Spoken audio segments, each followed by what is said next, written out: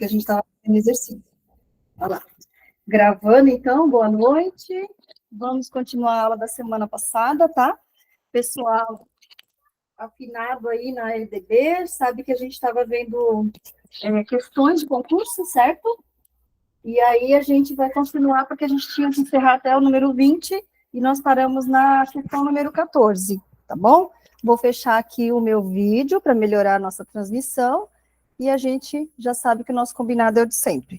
O que é emergência, estamos aqui, tá? Vou colocar, então, agora para compartilhar com vocês a tela toda, para ficar legal, e aí eu não vejo mais vocês, certo? Mas o César está de olho aí.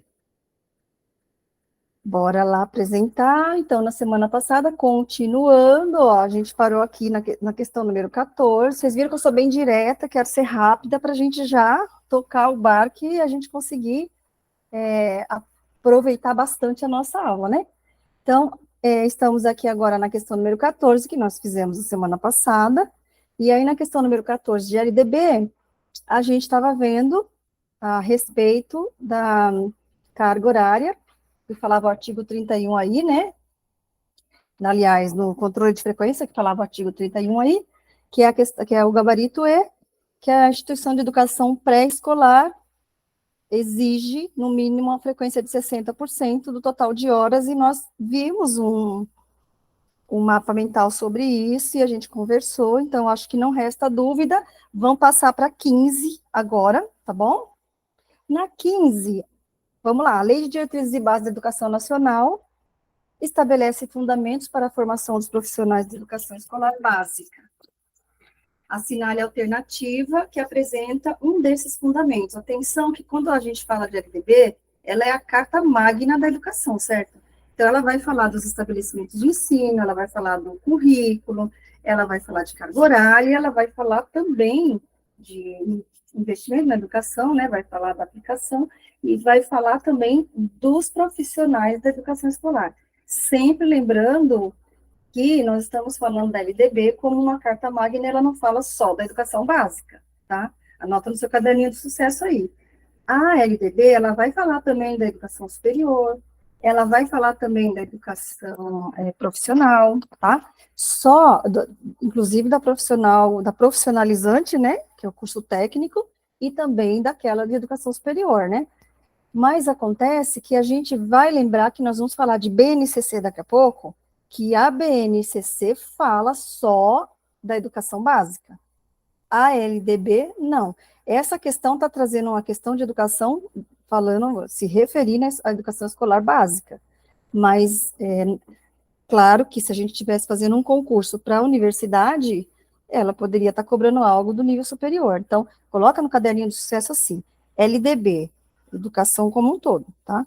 Dos dois níveis, educação básica e superior, que são os dois níveis que nós temos no Brasil de educação. BNCC, só educação básica. Beleza? É porque essa questão se refere à educação escolar básica. Então, assinale a alternativa que apresenta um desses fundamentos aqui que a LDB traz para a formação dos profissionais da educação escolar básica. A. Aproveitamento das experiências profissionais ou formativas anteriores em áreas afins à educação, em instituições governamentais ou não? Seria esse um dos fundamentos? B.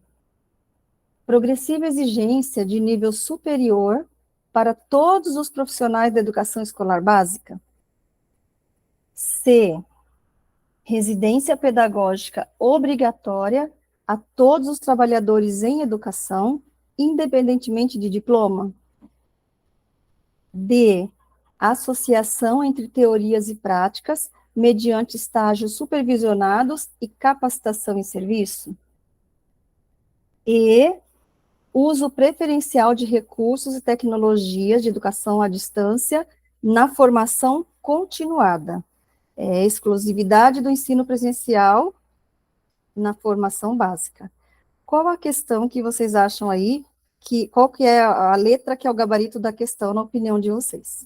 Vamos lá? Se alguém quiser falar, senão a gente toca o barco aí, tá? Eu sempre dou um espacinho para vocês falarem. Alguém quer? Acho que é a letra D. Vamos lá. Mais alguém? Não? Então é isso aí mesmo. Letra D, muito bem. É isso que fala lá no artigo 62. Vai falar, entre outros, né? Não só essa, mas entre outros fundamentos, a associação entre teorias e práticas mediante estágio supervisionado e capacitação em serviço.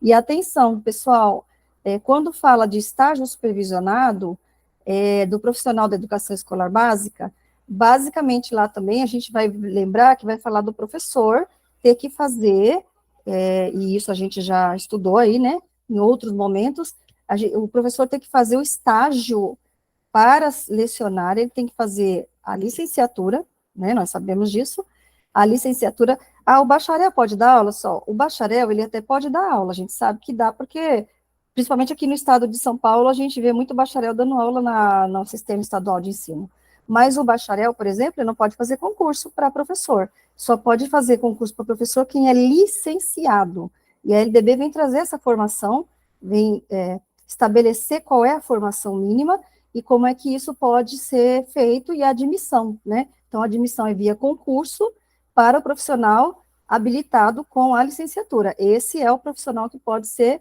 o docente para atuar na educação básica. E aí ela vai falar, pode ter a formação mínima do magistério, do antigo magistério, que a gente lembra disso, né? Que houve um tempo no Brasil em que nós tínhamos o magistério, mas que o profissional, uma vez fazendo a formação em nível superior, ele tem que fazer o estágio, tá? E o estágio é de no mínimo 300 horas. É isso que está falando. Entre outras várias coisas que fala aí. Agora, quando vai falar nessa questão aí do associação entre teoria e prática, a gente vai ter lá o artigo 62A, que vai me trazendo mais algumas coisas. Tá bom, gente? Então, bora lá agora para a próxima questão. Conforme essa lei que nós estamos estudando, que é a 93, nossa, gente, minha língua hoje está, ó, precisa fazer fisioterapia na língua, para ver se ela para de enrolar. A lei 9394/96, a educação básica nos níveis fundamental e médio, então aqui não está falando da educação infantil, mas a gente sabe que a educação infantil também faz parte da educação básica, certo? Então, a educação infantil faz parte, mas aqui está falando só do fundamental e médio, tá? De níveis, né? Será organizada de acordo com algumas regras comuns. Entre elas, algumas regras comuns significa que tem mais regras, mas entre elas, qual é a regra aqui que é o gabarito da nossa questão, tá? Vamos lá? A classificação, pensa aí no ensino fundamental e médio, tá? A classificação em qualquer série ou etapa, inclusive a primeira do ensino fundamental, olha, presta atenção que tem uns meandros aqui que a gente tem que, para não errar, eles levam a gente ao erro, tá?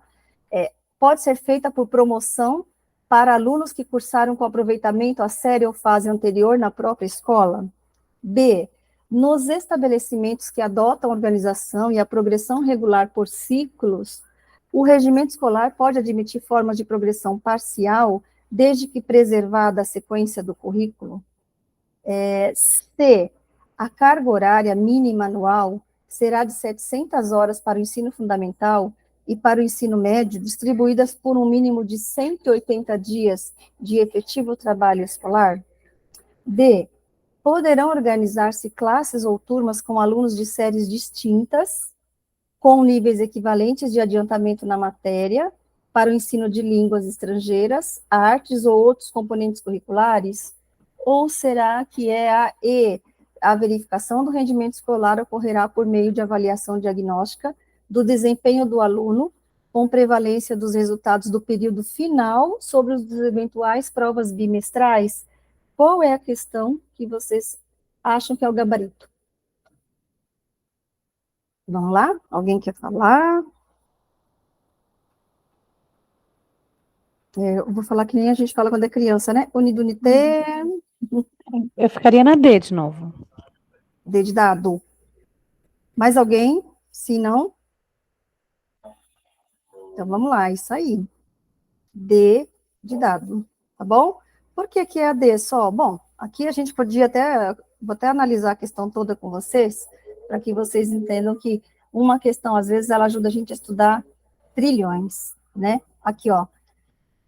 Primeiro, a classificação em qualquer série ou etapa, inclusive a primeira do ensino fundamental? Isso aqui já foi muito objeto de exploração em concurso, né?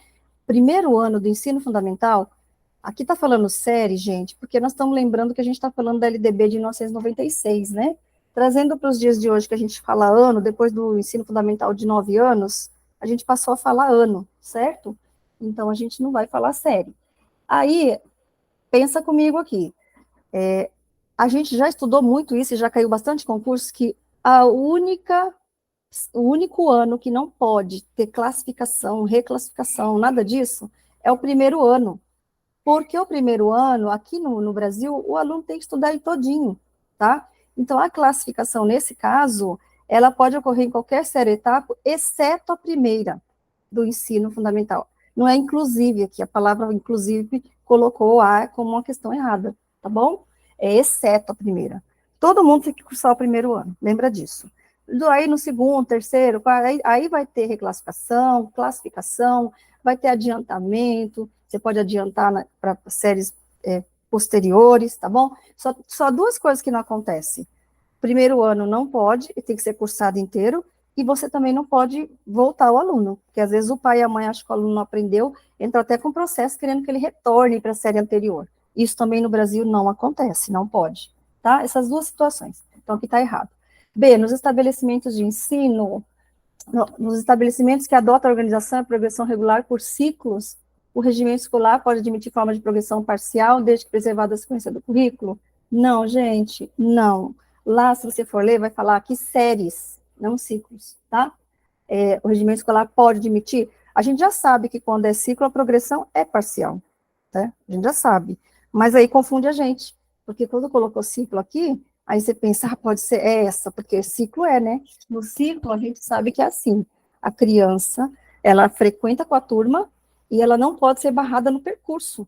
Então, no ciclo, se ela não há determinado componente curricular, hoje, que a gente chamava antigamente de matéria, se ela era reprovada, ela era retida, na verdade, porque no ciclo não reprova, retém, né? Só a reprovação acontece só nas pontas, né? Nos finais. E aí, o que acontecia? Eu retinha essa criança, ela era retida, mas ela ia com o grupo, ela seguia no ciclo, com a turma. E aí ela ficava numa progressão parcial, não é isso? Cursando aquela que ela não conseguiu avançar. Lá na série, isso não acontece. Por isso que fala que o regimento escolar pode admitir essa forma de progressão parcial. E alguns sistemas e redes até existe. Tá? Então, sendo aqui série, está errado, porque colocou a palavra ciclo. Lá na C, a gente já também, isso aqui a gente não erra mais, né? Que a carga horária mínima anual não é de 700 horas, a gente já sabe que é 800, e a semana passada conversamos como que faz essa conta. Que a gente tem um mínimo de 200 dias letivos, aqui está colocando 180. Houve uma época que foi assim, gente, eu lembro que quando eu comecei a dar aula, uns 30 anos atrás, era 180 dias letivos, aí foi aumentando, né, porque a, a legislação, ela vem nesse sentido, ela está sinalizando que nós vamos ampliar progressivamente até que fique todo mundo em tempo integral na escola, né, esse é um sonho dourado da legislação. E aí houve um tempo que a gente ficava 180 dias de efetivo trabalho escolar, porque a gente ficava 30 dias em julho, 30 dias em janeiro, não sei se vocês lembram disso, né, quem é mais novinho, acho que nunca viu isso. Mas agora são 200 dias letivos. Pode ser mais? Pode. É um mínimo, né, de 200. Pode ser 201, 202. E eu falei para vocês de uma rede que tem aqui no interior, Bom Jesus dos Perdões, que eu não sei esse ano como tá, mas houve um ano que eu fiz concurso lá para supervisão de ensino, e aí eu fui lá dar uma biscoitada para ver se valia a pena ir trabalhar lá de supervisora, e o calendário deles tinha 213 dias letivos, e os 13 eram todos sábados. Falei, gente, tô fora, gente maluca. Então, assim, era 203 dias letivos, e todo sábado tinha alguma coisa que tinha que fazer comemoração, porque a secretária de Educação, à época, entendeu que tinha que manter as crianças o máximo possível envolvidas com a escola, a comunidade e tal, e aí colocou tudo no sábado. Pode acontecer, né? Ela poderia sim, porque é um mínimo de 200. Como que eu faço a conta dos 800? É que a gente faz a conta de 200 dias letivos vezes 4 horas escolar, que é o mínimo que a criança tem que permanecer na escola. Então, 200 vezes 4 vai dar o mínimo de 800 horas para a educação básica atual, certo?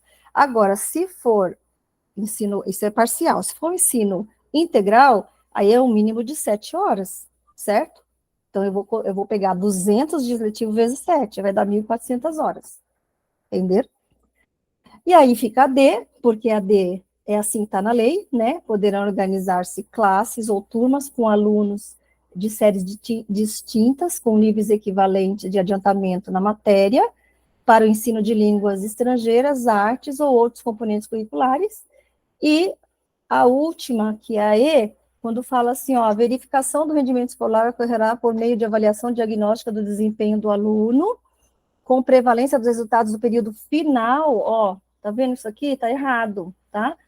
Final sobre as eventuais provas bimestrais é o contrário. A gente vai lembrar que a avaliação não vai ser diagnóstica, ela vai ser, na lei, cumulativa, né? A diagnóstica é o professor que faz, quando ele inicia, todo professor, quando inicia o ano letivo, ele faz uma avaliação diagnóstica de como seus alunos estão. E a avaliação diagnóstica não significa que você vai dar uma provinha, você vai avaliar a sua criança com os instrumentos de avaliação que você entender que serão os melhores que você puder usar naquele momento. Então, você vai avaliar de forma diagnóstica, não existe uma regra de qual instrumento avaliativo você pode usar para isso.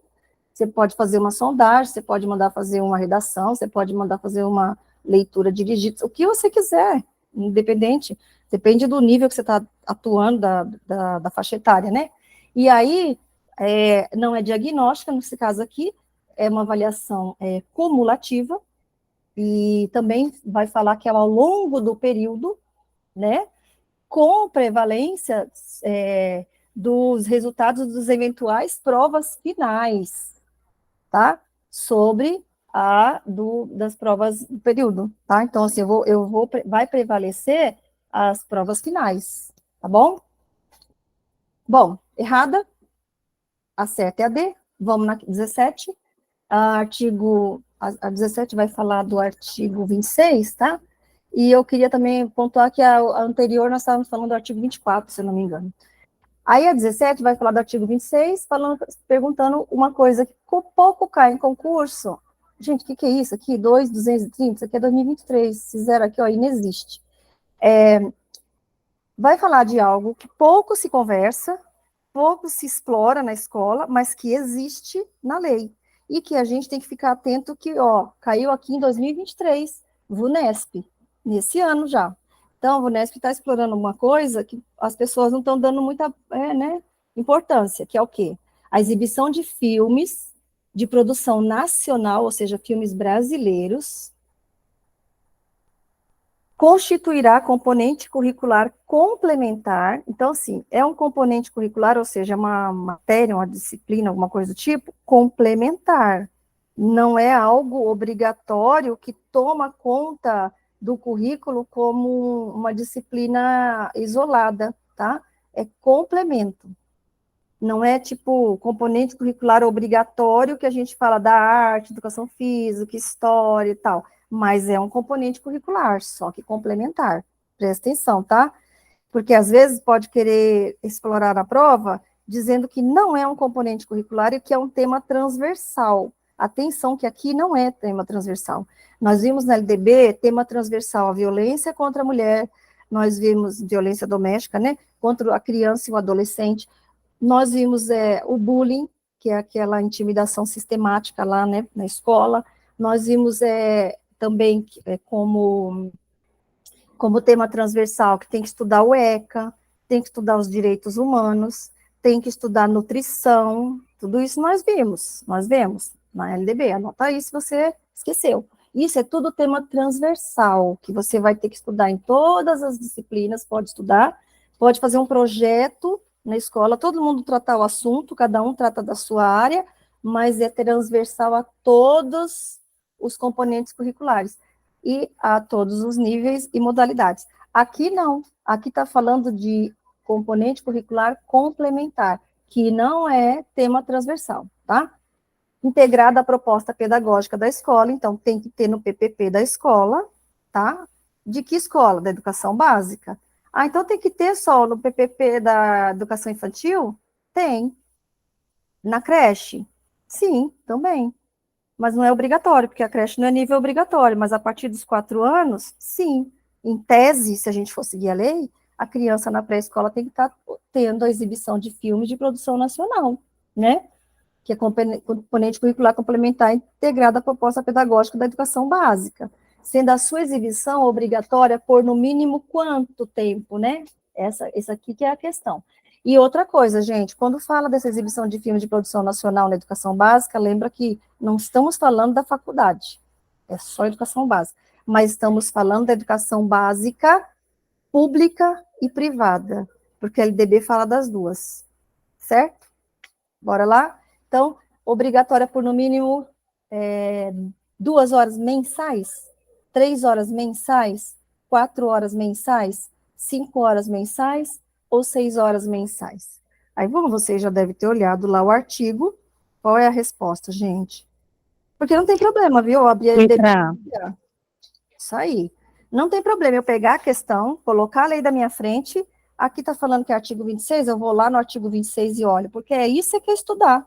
Você não vai poder olhar na hora da prova, lá no dia do concurso, mas aqui você vai colocando esse conhecimento por osmose para dentro, né? Você vai efetivando esse conhecimento em você, consolidando. É isso aí, letra A, 2 horas mensal, tá bom? Vamos na 18. Gente, tá um calor aqui que vocês não têm ideia. Não sei como tá aí na Baixada, mas vocês estão na Baixada, né? Mas aqui tá calor demais, gente. Vamos lá. A respeito da educação de jovens e adultos, gente, coloquei a EJA, porque a VUNESP, ela também está explorando a EJA, porque a EJA faz parte da educação básica. E as redes de ensino, normalmente, elas têm também a EJA na educação básica. Acontece que tem algumas coisas assim de diferencial. Por exemplo, alguns sistemas, não todos, eles formam o professor especificamente para dar aula na EJA. Então, vou dar o exemplo aqui do interior onde eu moro, aqui em Campinas. Em Campinas, o professor, para dar aula na EJA, ele tem que fazer um curso que a prefeitura fornece.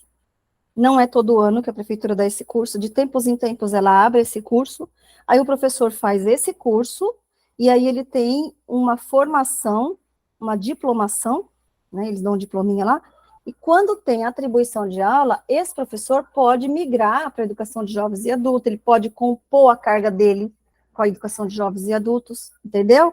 E aí ele tem que ter esse curso. Isso acontece em Paulínia, onde eu sou diretora de escola? Não. Em Paulínia, o professor PEB, ele é PEB. Ele pode pegar na EJA, ele pode pegar onde for. Entendeu? Então, se vocês estão fazendo concurso para PEB, vocês têm que estudar a EJA também. Vocês têm que saber o que rola na EJA. E mais do que isso, se você vai prestar concurso numa rede, ou que seja num sistema, né? Você vai dar uma olhada lá como que funciona o sistema municipal da cidade onde você vai trabalhar. Será que lá a EJA, o PEB 1, ele pode pegar? Ou ele tem que fazer um concurso específico para a EJA?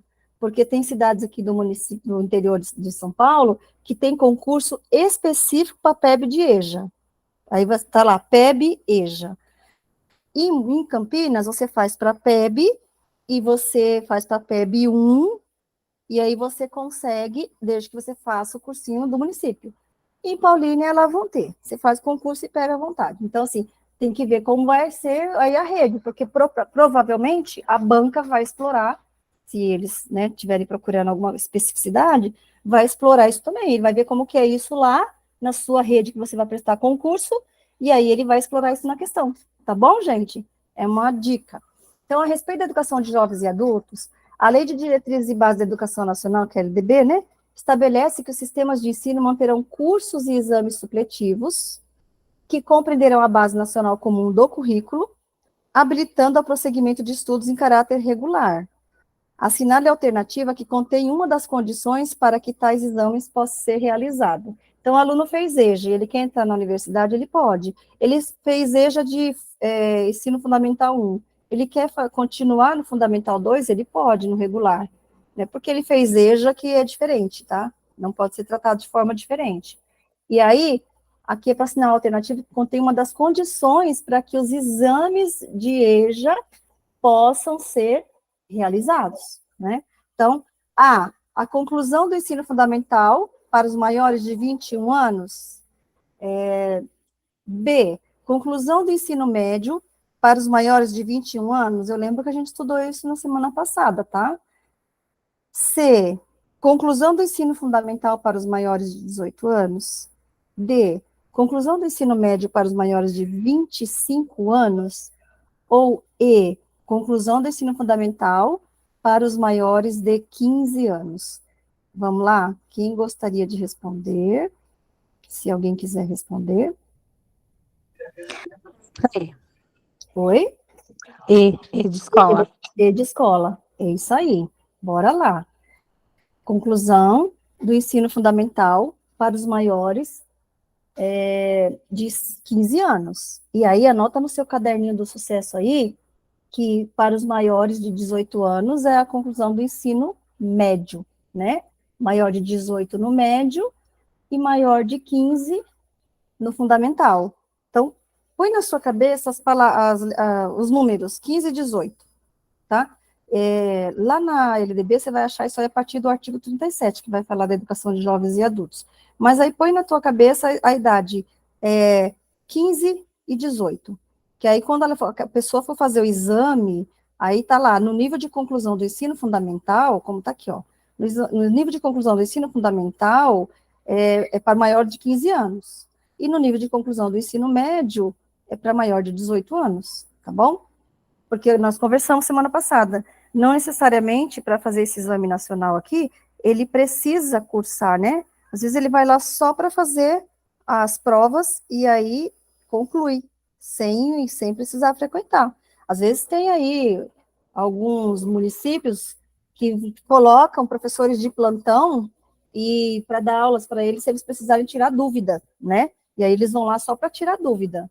Mas nem a maioria dos municípios nem isso tem. Por exemplo, Paulínia não tem, não tem nenhum polo lá onde ele possa tirar dúvida. Tem as turmas de EJA, e também, se ele quiser ir lá na cara e na coragem fazer o exame nacional, ele pode, entendeu? Mas desde que tenha essa questão da idade, tá bom? Vamos lá na 19. De acordo com a Lei 939496, que é essa que nós estamos vendo, e aqui a VUNESP já indicou que é o artigo, é o 23, é correto afirmar que, tendo como base as normas curriculares gerais, agora vamos falar do currículo de forma geral. Então, a educação básica poderá organizar-se em séries anuais e ciclos, mas não em períodos semestrais, pois isso tornaria inviável a transferência de estudantes. B, o calendário escolar deverá adequar-se às peculiaridades locais, inclusive climáticas, reduzindo-se, quando necessário, o número de horas letivas previsto nesta lei. C, a educação básica deverá organizar-se em ciclos, favorecendo a progressão automática dos estudantes e evitando a reprovação e a evasão escolar. D, o calendário escolar deverá adequar-se às peculiaridades climáticas locais, exceto as econômicas, a critério de cada estabelecimento de ensino. E E, a escola poderá reclassificar os alunos, inclusive quando se tratar de transferências entre estabelecimentos situados no país e no exterior. Qual que vocês acreditam que é o gabarito da pergunta, gente? Alguém quer responder? Unidunité, sim ou não? Fiquei um pouco em dúvida nessa. Eu iria na letra E, mas eu fiquei em dúvida com a B. Tá. Letra E. Letra K. Então, bora lá, vamos lá estudar. É o seguinte, a educação básica poderá organizar... É a E, com certeza, muito bem, é a E. Se você fosse chutar a E, você já acertou, mas aí vamos lá. A educação básica poderá organizar-se em séries anuais. Aí lá na lei vai falar em períodos semestrais também, né? Então, aqui a gente já corta, porque falou, mas não em períodos semestrais. Aí quando fala do calendário escolar. O calendário escolar deverá adequar-se às peculiaridades locais, inclusive climáticas, certo, né? Isso aí tudo bem, tá lá. E econômicas, né? Aí aqui fala, reduzindo-se, quando necessário, o número de horas previstos nesta lei. Aí lá vai falar assim, inclusive climática e econômica, sem reduzir o número de horas. é uma questão que vocês têm que pôr na cabecinha de vocês, tá, gente? Número de horas letivas previsto na lei não pode ser reduzido. Qual é o número previsto de horas letivas que nós acabamos de estudar? Tem que ter no mínimo 800 horas, não é letiva? Toda a educação básica tem que ter no mínimo 800 horas letiva por ano. Mínimo de 200 dias e 800 horas, certo? E aqui na lei não admite a redução de horas letivas. Ah, mas só, como que eles vão então fazer? Que nem, por exemplo, lá na Amazônia, que foi o exemplo que eu falei, que a gente sempre fala disso, né? Lá na Amazônia, os caras ficam 6 meses embaixo d'água em alguns lugares lá, né? Como que faz? Meu bem, reduz, se reduzir a hora, tá errado. Reduz-se lá qualquer coisa, menos as horas letivas. As horas letivas vão ser cumpridas de alguma forma. Como que eles fazem isso? Eles mandam atividades para as crianças fazerem em casa, e eles têm quem vai lá acompanhar essas crianças, teoricamente, pelo menos tem, né? Com essas atividades letivas. Então, eles, em tese, eles cumprem as horas, porque se eles colocarem no calendário deles que eles reduziram as horas, não é aprovado, não pode, tá? Então, aqui está errada também por isso. A C vai falar que a educação básica deverá se organizar em ciclos, favorecendo a progressão automática. Não, não. E nós não temos progressão automática, principalmente juramentada em lei, tá? Porque o que acontece? O professor, quando veio a questão do ciclo, acho que eu já falei sobre isso, o professor, ele adquiriu uma visão na época de ciclo, de que a progressão seria automática, por quê? Porque o aluno, ele entra, vamos dar um exemplo, ele entra do primeiro ao quinto, vai, ele entra no primeiro ano, e aí ele sai do quinto para o Fundamental 2, certo? Ele entra no Fundi 1, no primeiro, aí vai até o quinto. Depois sexto é Fundi 2. Então, onde que tá as pontas do Fundamental 1? É na entrada, no primeiro ano, e na saída, no quinto. São as pontas, certo? Então, o aluno entra, o primeiro, todo mundo no Brasil tem que cursar. Fechou.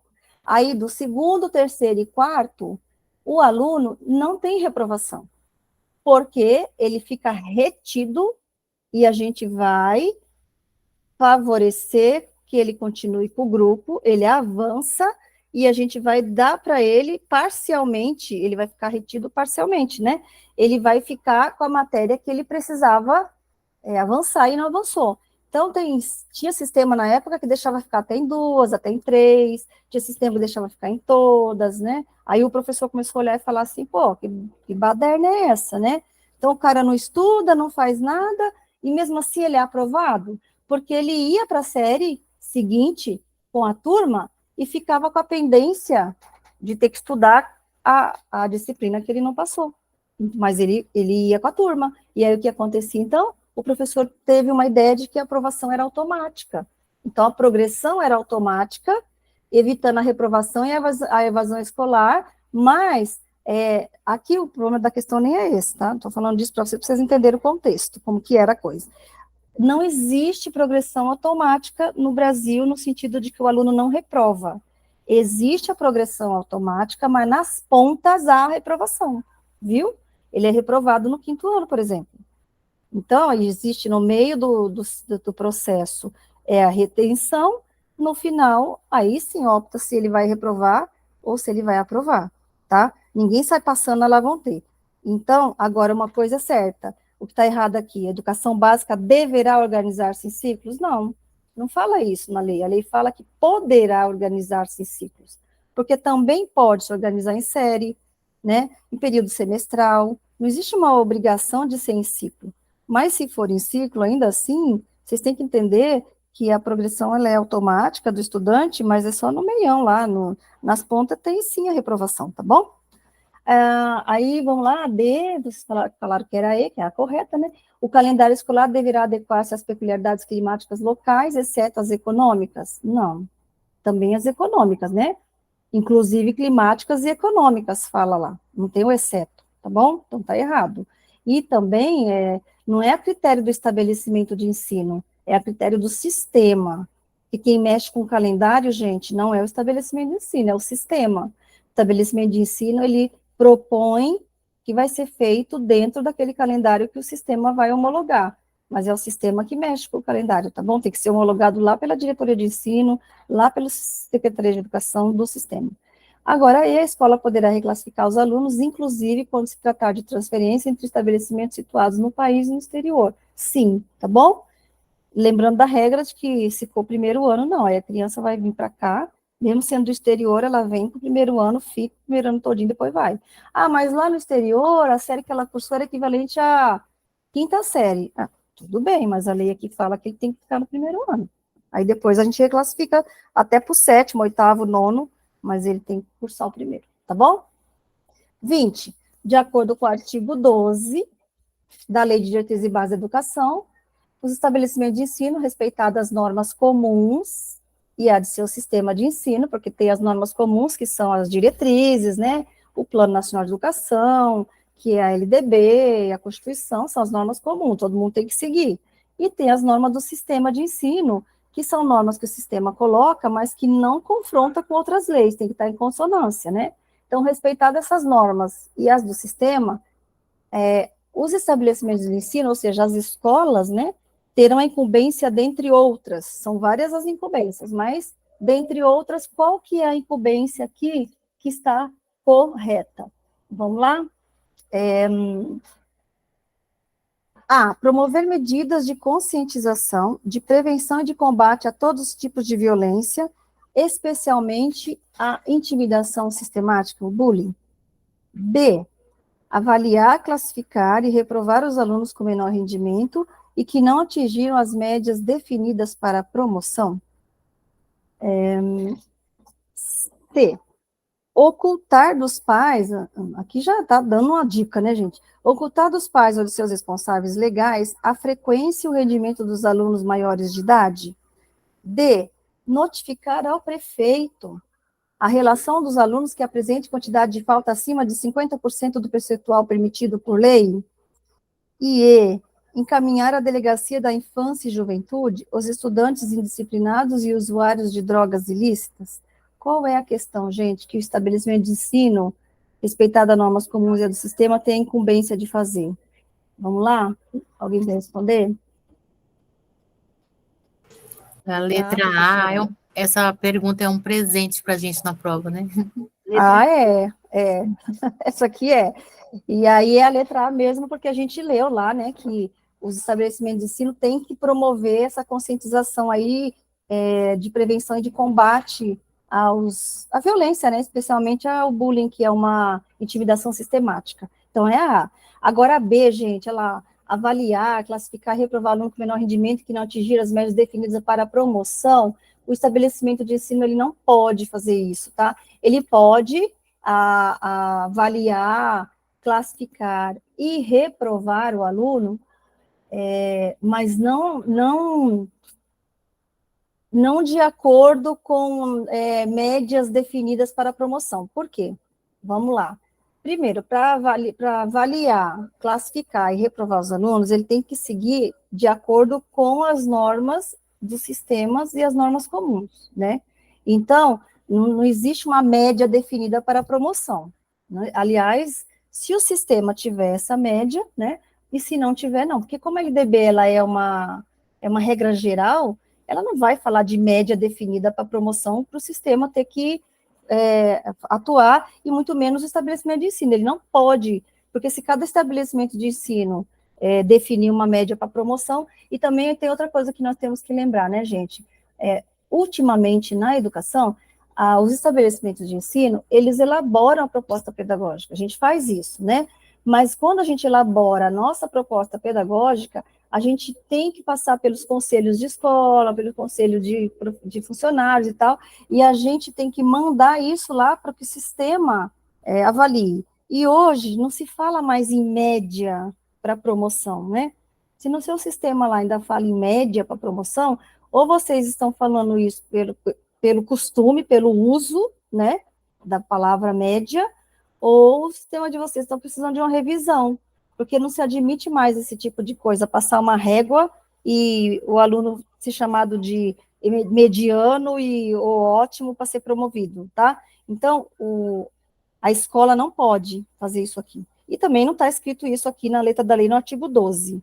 Não pode estar errada, porque não está escrito no artigo 12 e também porque não existe isso mais de a gente falar em média para promoção e tal. para aprovação e retenção. O C, mas assim, na letra da lei, não tá escrito isso aqui no B. Também não está escrito na letra da lei o C, ocultar dos pais ou dos responsáveis. Muito pelo contrário, a legislação vem falando, inclusive a gente viu lá no ECA, primeiro do que aqui na LDB, que os pais têm que ser informados mesmo que sejam os pais que não convivam com os filhos, lembra que a gente leu isso? Eles têm que ser informados sobre a frequência dos alunos, tá? E aí na lei não fala se é de aluno menor de idade, maior de idade, é frequência dos alunos, ponto, né?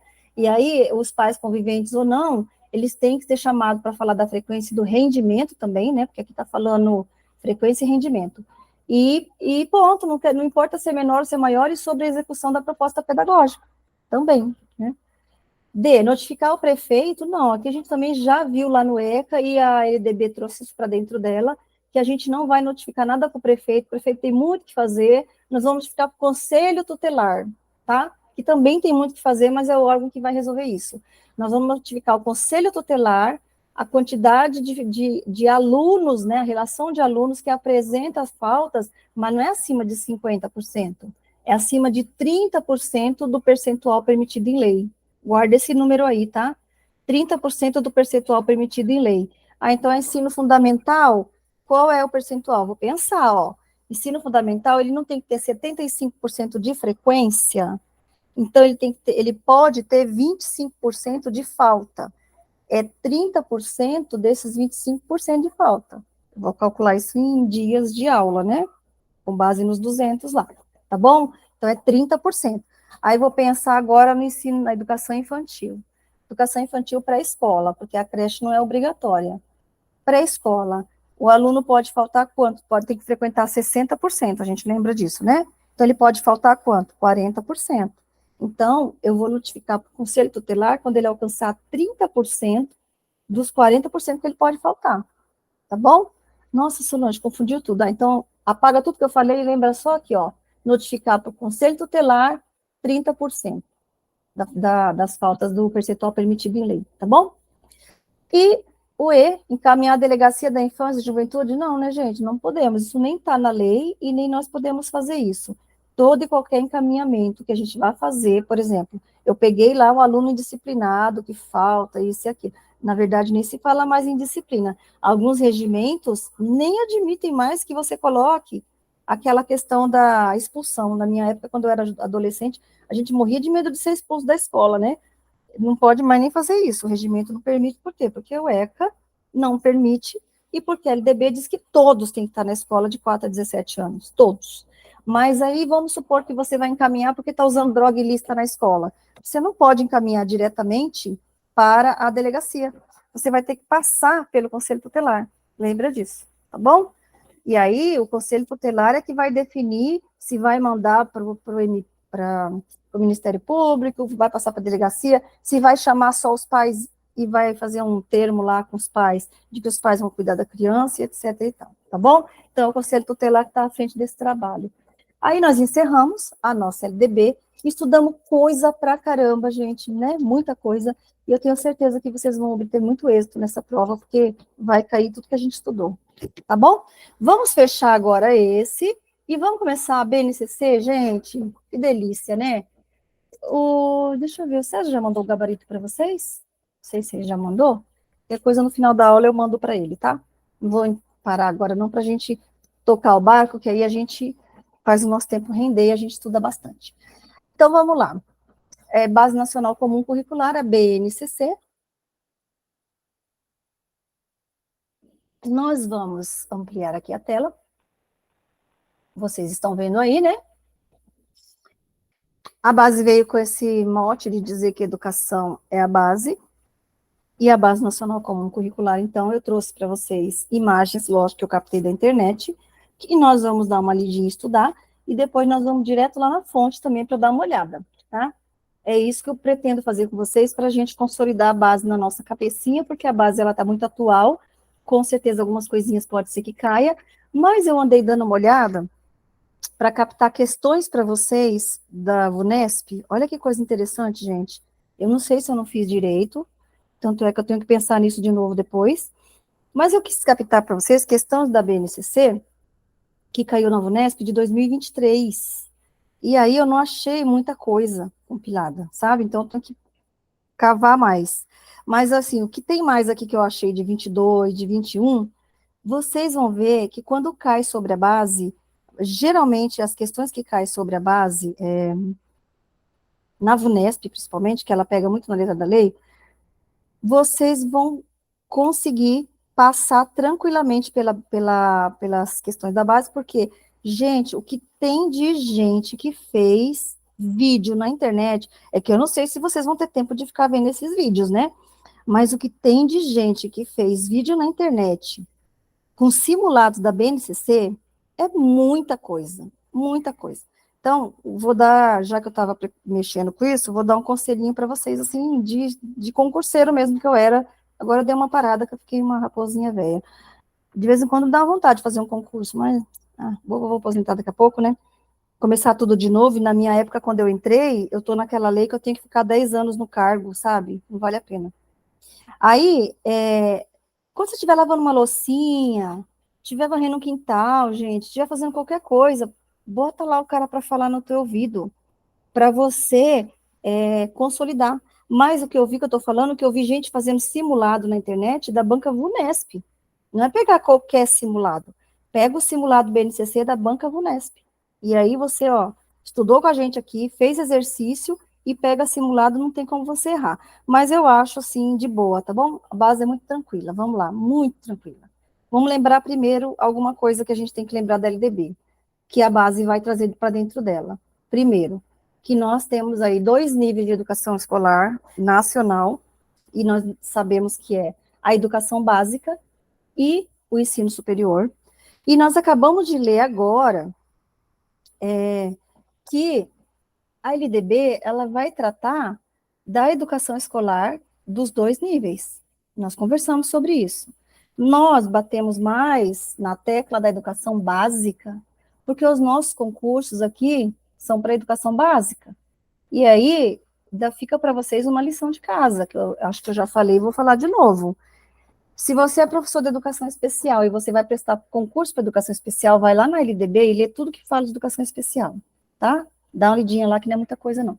Se você é professor de outras disciplinas, português, matemática, geografia, vai lá na LDB e dá uma catada também como que funciona lá o ensino fundamental, porque você vai atuar mais no fundamental, certo? Se você é de educação infantil, vai lá na educação infantil. Via de regra, todo mundo, até o professor que não vai ser da educação especial, tem que dar uma lida na educação especial. Por quê? Porque a educação especial ela é transversal a todos. Então, ela vem aqui desde a educação básica na creche, lá de cima, né? Transversal é assim, né? De cima para baixo. E ela passa pelo ensino superior. Então, se todo mundo tem que estudar isso daqui, tá? Educação especial. Mas, fora isso, a LDB não traz grandes dificuldades para a gente, nível geral, porque nós já aprendemos lá que os níveis são educação básica e ensino superior, e que a educação básica, agora sim, é o pulo do gato da BNCC. Por quê? Porque a BNCC, ela vai tratar só da educação básica, tá bom? Só da educação básica. Então quer dizer que a Base Nacional Comum Curricular não vai falar de ensino superior? Não, não tem Base Nacional Comum Curricular para o ensino superior. Anota aí no seu caderninho de sucesso. O que tem para o ensino superior? Para o ensino superior tem as diretrizes curriculares de cada curso. Cada um dos cursos que tem lá de bacharel, de licenciatura, de técnico, de tecnólogo, sei lá o quê, vai ter as suas diretrizes curriculares que o MEC emana e eles têm que seguir. Mas a base é para a educação básica, tá bom? Não esqueça, porque às vezes as bancas te pegam nisso aí nas questões. Coloca lá educação superior, o ensino superior dentro da BNCC, e isso não existe, tá bom? Aí, o que tem de educação básica que nós já estudamos? As etapas, que são 3, que é a educação infantil, a primeira etapa, a segunda etapa, ensino fundamental, e a terceira etapa e última, ensino médio. Aí nós vimos que na educação infantil começa lá na creche e tem a pré-escola. Porém, a obrigatória é a pré-escola, de 4 e 5 anos. Creche de 0 a 3, o pai e a mãe matricula se quiser. A oferta é obrigatória, a matrícula não, na creche. Ensino fundamental, ele é dividido em 2 momentos. Anos iniciais, que é o 1º ao 5º, e anos finais, que é a 6ª ao 9º, porque ele tem duração de 9 anos, né? Então, ele agora deixou de ser série, passou a ser anos, e a criança fica lá dos 6 aos 14 anos. Por quê? Porque quando ela completa 6 anos, ela vai para o 1º ano do ensino fundamental, obrigatoriamente, todo mundo. Aí, quando ela faz 15, ela sai do 9º ano e vai para o ensino médio, 1º ano do ensino médio, que é obrigatório, duração de 3 anos. Então, no mínimo 3 anos tem que estar lá no ensino médio, obrigatoriamente, o jovem, de 15, ou adolescente no caso, né? De 15 a 17 anos, tá bom? Ah, mas aí se ele quiser fazer um curso técnico, ficar 4 anos, pode. Ele não pode ficar só 2 anos no médio. O mínimo é 3. Sabendo disso, vamos lá. Olha que legal, gente. Por isso que eu gosto de mapa mental, porque quem é mais visual se beneficia, tá bom? Tá tudo isso escrito lá na lei, mas nós vamos aproveitar, já que tá lá, a gente pega e traz para cá. Olha só. O que é a BNCC? BNCC é uma lei? Ela não é uma lei. Ela tem status de lei, tá bom? Então, é como se fosse uma lei federal.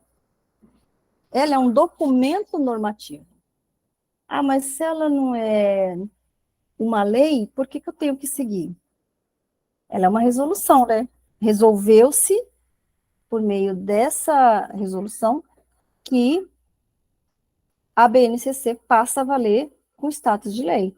E para ela ser homologada, tem uma lei. Então, ela tem status de lei, porque também tem isso, né? Ao ser homologada, ela é homologada por meio de uma lei federal, tá bom? Então, é isso. Aí, uma vez que ela é homologada, então, assim, a resolução que homologa elas, se você quiser anotar no seu caderninho de sucesso aí, coloca aí, resolução 2 de 2017. Ninguém cobra isso, mas é bom saber. Resolução 2 de 2017 foi bem em dezembrão de 2017, né? No finalzinho do ano. Veio a BNCC e foi homologada. E ela é um documento normativo, ou seja, é uma norma, é uma regra que tem que ser seguida. Ela define o conjunto de aprendizagem que todo mundo no Brasil, na educação básica, tem que aprender. Então, são as aprendizagens essenciais, é assim que a gente chama. Vocês vão ver depois comigo lá na própria lei, tá? Lá na própria BNCC. Então, as aprendizagens essenciais, para que todo mundo que está na educação básica tem que aprender. E aí, como que eu vou colocar essas aprendizagens essenciais para que todos aprendam? Dentro dos currículos. Que currículo? Dos sistemas. Então, sistema municipal, estadual, vão colocar as aprendizagens mínimas que a BNCC define que todo mundo tem que aprender, tá? Então, aí eu vou formular, dentro do currículo, essas aprendizagens mínimas que todo mundo tem que aprender. E aí, ela também é orientada pelos mesmos princípios de todas as legislações que nós estamos vendo até agora. Constituição, LDB e as diretrizes curriculares, que são várias, nacionais, que fala que é orientado pelos mesmos princípios éticos, políticos e estéticos, tá? Isso aqui foi, durante um bom tempo, muito explorado em prova. Agora não é mais. Éticos, políticos e estéticos. Lembra disso, que se eles colocarem uma outra palavrinha lá, você vai lembrar que está errada. Então, o que a LDB traz para nós? Ela traz muita coisa, gente, muita coisa. Por exemplo, vou falar, não precisa anotar ainda, né? Só para dar uma entrada.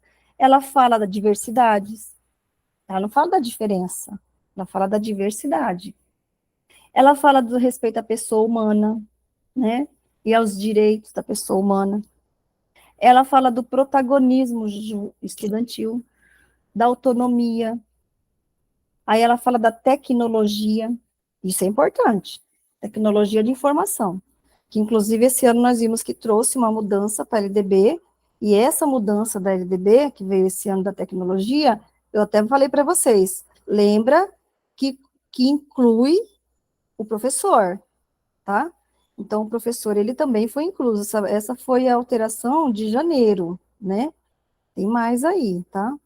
Daqui a pouco a gente conversa. Nós já tivemos aí uma segunda alteração aí da LDB esse ano. Daqui a pouco a gente fala sobre isso. Vamos dar pau aqui primeiro na BNCC, tá? Que aí a gente volta lá. Aí, gente, presta atenção. Vou mudar a tela. O que que a BNCC fala? Ela não é uma lei, mas ela tem força de lei. Acabei de falar isso para vocês agora. Então, se cair lá no meu concurso, que é uma lei, não sei se vai cair, mas eu acho que não, tá? Porque não é uma lei, mas tem força de lei. Mas se o cara falar lá se é lei, não, não é lei, tá? Bora. É um documento de caráter normativo que define o conjunto, aqui, ó, anota essa palavra no caderninho do sucesso. Um conjunto orgânico e progressivo de aprendizagens essenciais. Por que que é orgânico e progressivo? Porque a LDB, ela funciona assim, ó. A criança da educação infantil, ela vai aprender algumas habilidades. Beleza. Aí, essas habilidades que a criança vai aprender na educação infantil, elas serão aprofundadas no ensino fundamental, certo?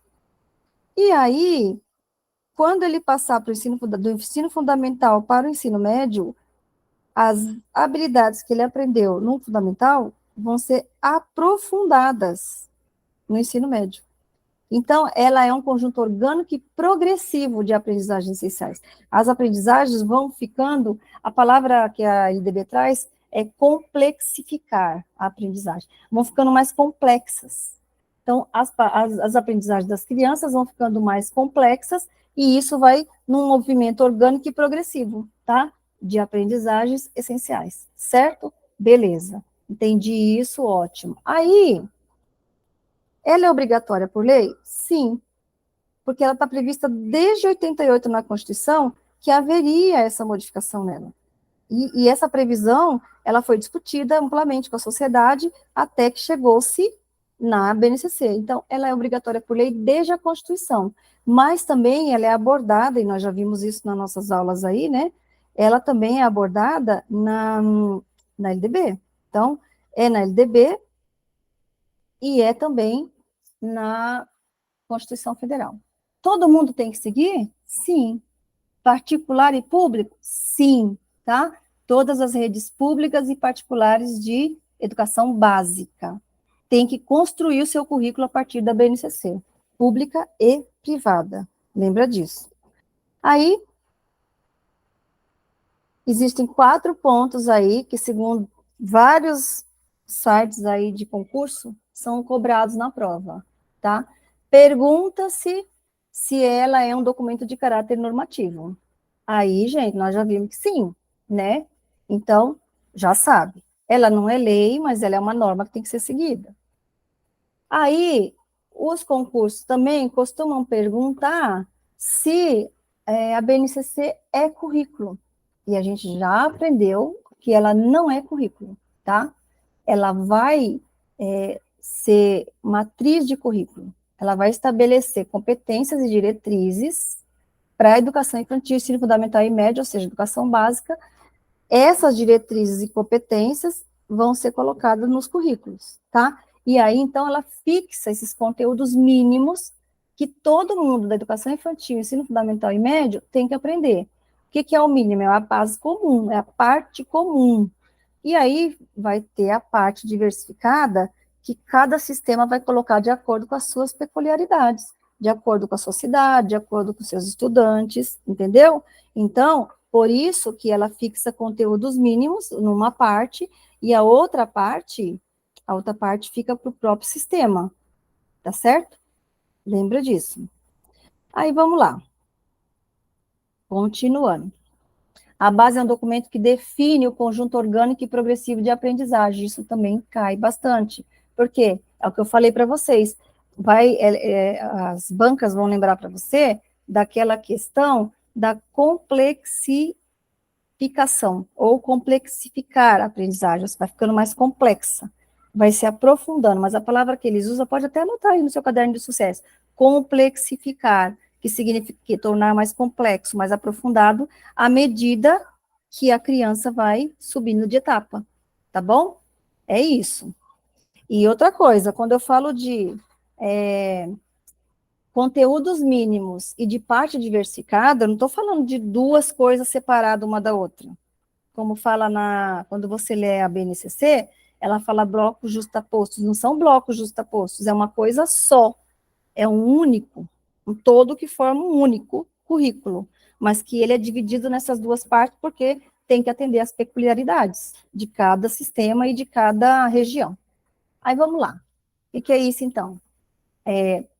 A BNCC, ela traz para nós, como palavra-chave, diversidade, falei para vocês anotarem aí, também a palavra igualdade e a palavra equidade. Diversidade, aí aqui vamos até explorar um pouco esse mapa aqui. Diversidade onde, gente? Nos currículos, nas propostas pedagógicas. Ninguém tem que fazer tudo igualzinho, tá? Porque o país tem diversidades culturais. O cara que está lá no campo não vai aprender igual o que está aqui na cidade. O que está na tribo não vai aprender igual quem está na cidade, nem igual quem está lá no quilombo. Então, o currículo, ele tem que priorizar na parte específica a diversidade daquela localidade, tá bom? E aí, por isso que tem que ter a parte comum e a parte diversificada, que é a parte que vai priorizar, por exemplo, a questão quilombola, a questão indígena, urbana, rural e etc, tá? Então, essa é a diversidade. A base, ela fala em considerar no currículo as necessidades, as possibilidades e os interesses dos estudantes daquela localidade. Assim como também considerar as identidades linguísticas, étnicas e culturais, tá bom? Aí, a outra palavra-chave da base, da BNCC, é a igualdade. Vê que ela não está falando em diferença, está falando em igualdade. Diversidade e igualdade, tá? O foco não é na diferença.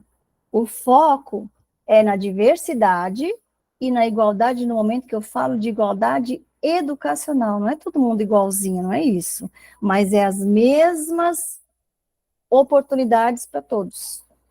Porque eu vou dar as mesmas oportunidades para todos, por isso que fala em igualdade educacional, eu vou na diversidade considerar a diferença, singularidade de cada um.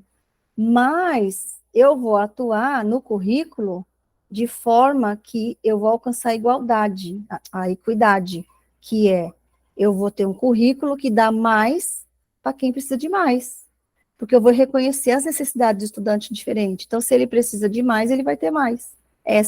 Isso significa equidade. Significado de equidade, anota aí, dá mais para quem precisa de mais. Aí a igualdade não é dar igualzinho para todo mundo, é dar a mesma oportunidade educacional.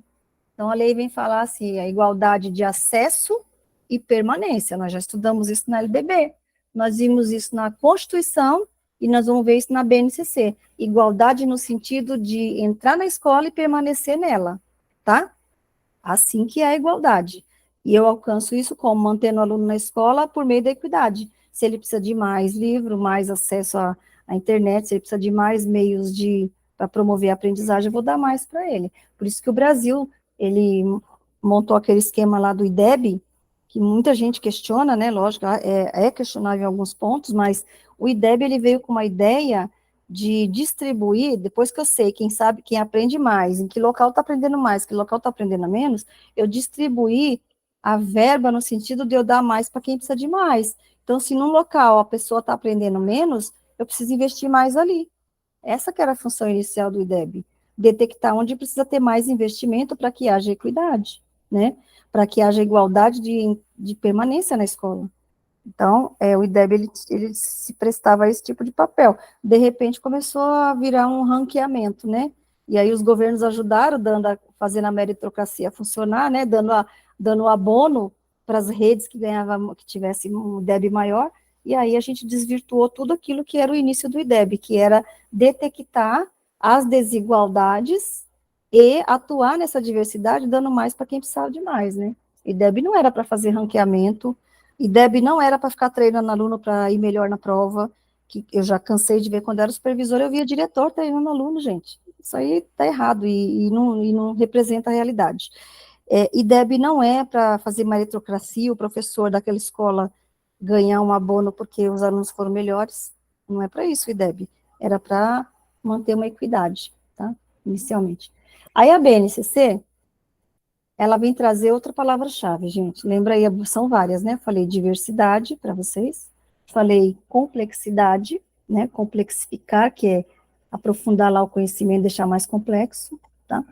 E agora ela traz também a educação integral, mas é integral não no sentido hora-relógio, é integral, porque quando a gente fala de educação integral, tem muita gente que pensa no relógio, né? Ficar mais tempo na escola. Não.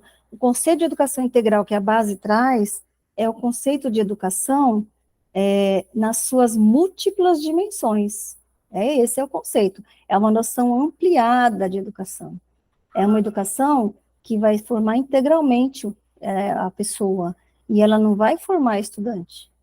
Ela vai formar pessoa, né? Que eu falei para vocês no início, que ela vem falando em respeito à pessoa humana e aos seus direitos. Então, a base não fala em formar um estudante, mas em formar pessoas, entendeu?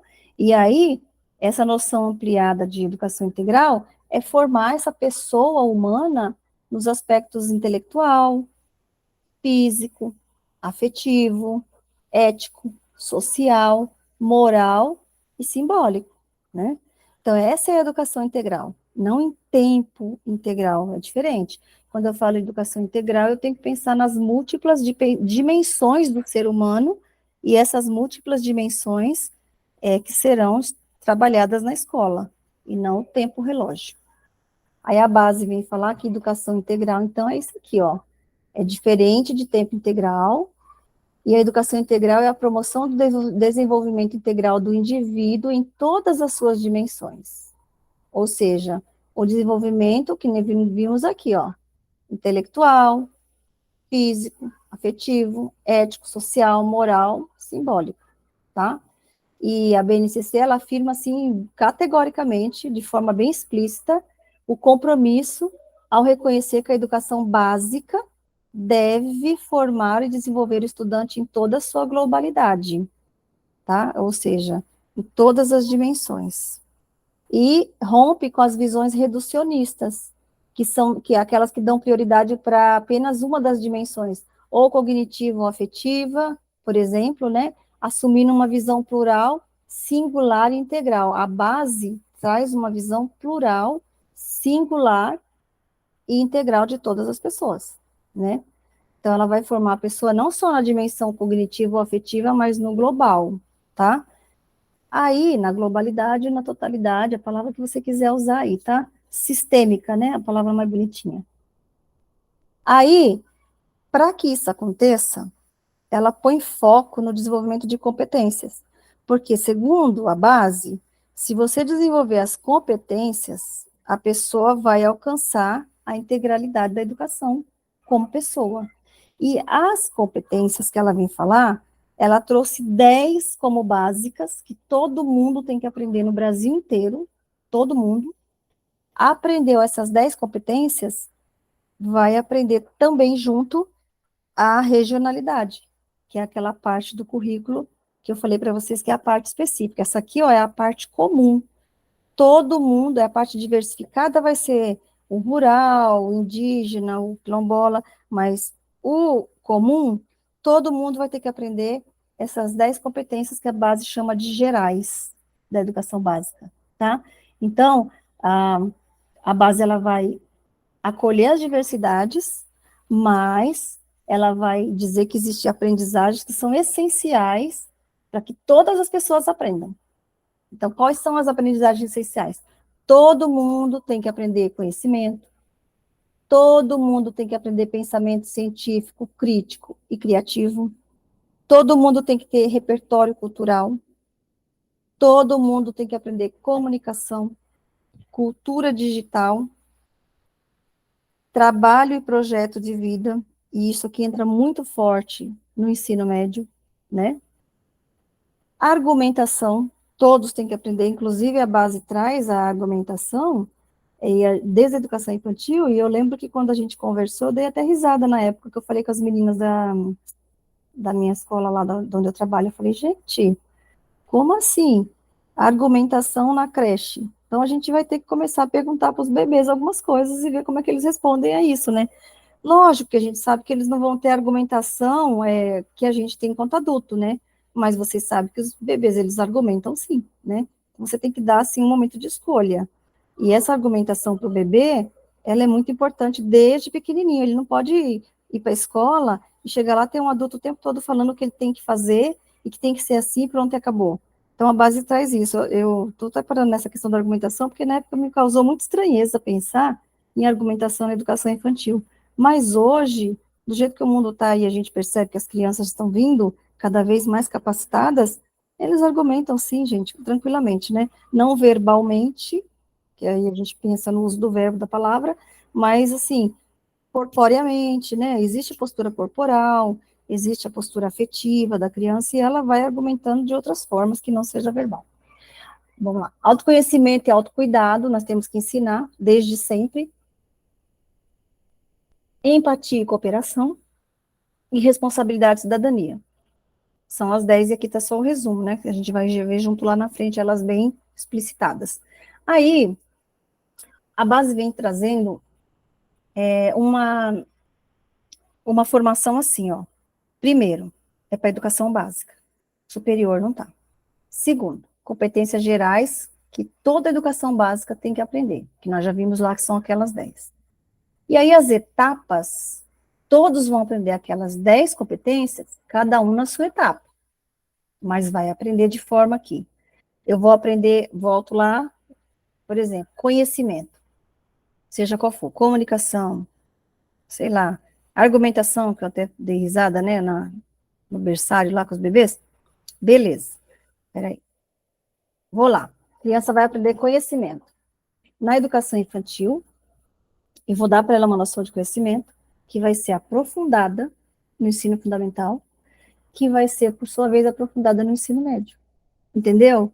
Por isso que é orgânica e progressiva a aprendizagem, ela vai ficando mais complexa, e por isso que a base vai trazer as aprendizagens essenciais dentro dessas competências básicas, que todo mundo aqui vai ter que aprender. Todo mundo. Se em algum município não houver um currículo organizado com a parte específica do município, mas pelo menos a parte geral da base, todo mundo vai ter que ter aprendido. E aí, a base vai focar, como vocês já viram comigo lá na Constituição, na questão da leitura, da escrita e do cálculo. Que isso aí é raiz lá na Constituição. Então, todo mundo tem que sair do ensino da educação básica sabendo ler, escrever e calcular. É o básico, tá? Aí a educação infantil, ela é dividida assim, em direitos de aprendizagem e desenvolvimento dentro de campos de experiências, tá? E eles colocam essas crianças da educação infantil divididos por faixa etária. Aí na creche eu vou ter bebês e crianças bem pequenas. Põe o bem no meio aqui. Na creche, bebês e crianças bem pequenas. Quando vai para a pré-escola, eles viram crianças pequenas, tá? E aí a base traz, de 0 a 1 ano e 6 meses, são bebês. De 1 ano e 7 meses a 3 anos e 11 meses, são crianças bem pequenas. Porque com 3 anos e 12 meses, ele faz 4, né? Aí ele vai para a pré-escola. Aí de 4 a 5 anos e 11 meses, ele está na pré-escola. Quando ele tem 5 anos e 12, ou seja, 6 anos, ele vai para o ensino fundamental. E aí, como que a criança vai aprender nos campos de experiências na educação infantil? Por meio dos objetivos de aprendizagem e desenvolvimento, que a base traz para mim escritinho, mastigado. Eu vou lá e capto e coloco no meu planejamento. Vou olhar com vocês. Mesma coisa ensino fundamental, ó. Ensino fundamental, ele não vai ter direito de aprendizagem nem campo de experiência, mas ele vai ter áreas do conhecimento, que também vai ter no ensino médio, porque é uma aproximação maior do ensino médio, certo? Que aqui ele já vai aprender a ler e escrever. Aqui, não. Aqui ele vai ter letramento, ele aqui vai ter, como que a gente fala da matemática? Esqueci agora o nome. Numeramento. Ele vai ter letramento, ele vai ter numeramento, mas ele não vai aprender a ler e escrever, tá? Ai, só, mas na escola de educação infantil da minha filha, eles já estão ensinando o alfabeto. Na da minha neta também, gente. Minha netinha não sabe nem falar e já tem aula de inglês. Não sabe nem falar português. Então, assim, infelizmente, né, vai ter essas coisas. Com certeza, quando ela sair de lá da educação infantil da escola particular, ela vai sair lendo e escrevendo, o que não é adequado biologicamente falando, né? Porque quando a gente define a idade adequada para aprender a ler e escrever, existem estudos, né? As pessoas estão estudando, fazendo pesquisa para entender essa questão biológica. E já foi uma grande discussão trazer para os 6 anos, que achou-se que a criança ainda estava imatura, que a idade ideal seria mesmo os 7 anos, né? Agora imagina trazer para os 5, para o 4, né? Pior. Mas enfim. Aí a base, ela nem entra muito nessa discussão, mas ela dá para nós lá a letra, como é que tem que ser, tá? Em que idade e série que a criança tem que estar alfabetizada. Aí o ensino fundamental vai trazer áreas de conhecimento, como o ensino médio, e aí dentro da área de conhecimento eles vão ter competências específicas de área, para eles aprenderem. Aprendeu, fora as competências básicas que eu falei, que são aquelas 10. As competências básicas, todo mundo aqui vai estar aprendendo. Aí vai aprender as competências específicas da área dentro dos componentes curriculares. O que são os componentes curriculares? Os componentes curriculares nada mais são do que a que a gente chamava de disciplina ou matéria, né? São as matérias. Língua portuguesa, matemática, nanana. E as habilidades que eles vão aprender é o que a gente chamava de objetivo naquela época que a gente fazia lá os nossos planejamentos quando eu era criança pequena lá em Barbacena, tá? Mas assim, resumindo, eles vão ter que aprender as habilidades básicas, várias outras habilidades e competências dentro de cada componente. Então tem a área, competência da área e a competência de cada componente curricular. Ai, só dificultou. Calma, que lá na base a gente visualiza e vai entender que vai ficar legal. O ensino médio vai ter área de conhecimento, mais competência específica da área. E aí ele vai passar a aprender habilidades por meio de itinerários formativos, porque o ensino médio foi reformulado, e aí cada estabelecimento de ensino vai montar itinerários formativos, então vai ter itinerário da área humanas, itinerário da área de exatas, para o aluno fazer o seu projeto de vida, e ele tentar se encaixar naquilo que ele tem como projeto de vida, o desejo de fazer lá na frente uma faculdade. Ele não precisa estudar física se ele quer fazer uma faculdade de língua portuguesa lá na frente, entendeu? Então, ele estudaria em tese linguística e não física. Então, para focar mais a aprendizagem da molecada do ensino médio, foi feita uma reformulação no ensino médio, que ele tem a obrigação de aprender só nos 3 anos de ensino médio, a língua portuguesa e a matemática. É o componente curricular obrigatório para todo mundo. E aí, a partir de estudar língua portuguesa e matemática, ele vai compor o resto da carga com os itinerários formativos que nós vamos ver mais à frente. E aí, eles vão aprender habilidades para a vida, tá? Aí, aqui vem aquela divisão dos anos iniciais e anos finais do ensino fundamental que nós já vimos. E aí, os anos iniciais e finais são divididos lá na escola por unidades temáticas, objetos de conhecimento e habilidades que eles vão aprender. Então, tanto no ensino fundamental como no ensino médio, eles aprendem por competências e habilidades. Competências e habilidades. Anota no seu caderninho de sucesso aí. Então, vamos começar agora a ver um por um, tá? Educação infantil, por exemplo. Isso aqui é só um geralzão. Quando a gente entrar no documento, aí vocês vão ficar afiados. Educação infantil, por exemplo. Primeiro, quem vai fazer concurso para educação infantil, não pode esquecer isso. Ninguém pode, mas quem vai fazer concurso lá, principalmente. Os eixos estruturantes da educação infantil na base, na BNCC, são as interações e brincadeiras. Então, gente, para pensar aqui comigo. Se o eixo estruturante é interação e brincadeira, eu vou ficar ensinando a criança ABCD? Presta atenção, né? Educação infantil aqui está falando que é na creche que ele vai ficar fazendo interação e brincadeira? Está especificando se é creche ou pré-escola? Não. Educação infantil como um todo. E se eu vou falar de nível obrigatório, 4 e 5 anos. O que é para ele fazer lá? Interações e brincadeiras. Não é para ficar escrevendo dissertação, né? Esse dia eu dei risada da minha filha, porque ela trouxe a neném para minha casa, falou assim para mim no sábado: mãe, cuida dela para mim uma meia horinha para eu fazer a unha, não sei o quê. Eu falei: meia horinha? Para fazer a unha em meia hora? Não, mãe, é modo de falar, mas ó, tá aqui a madeira, tá aqui a roupa, tá aqui o brinquedo, trouxe assim uma mudança. porque eu achei que ia ficar até o fim de semana todo, né? Porque é tanta tralha. E no fim das contas, no final de tudo, ela me entregou um papelzinho e falou: Ah, mãe, aqui tá a lição de casa. Se a senhora puder fazer com ela para segunda-feira.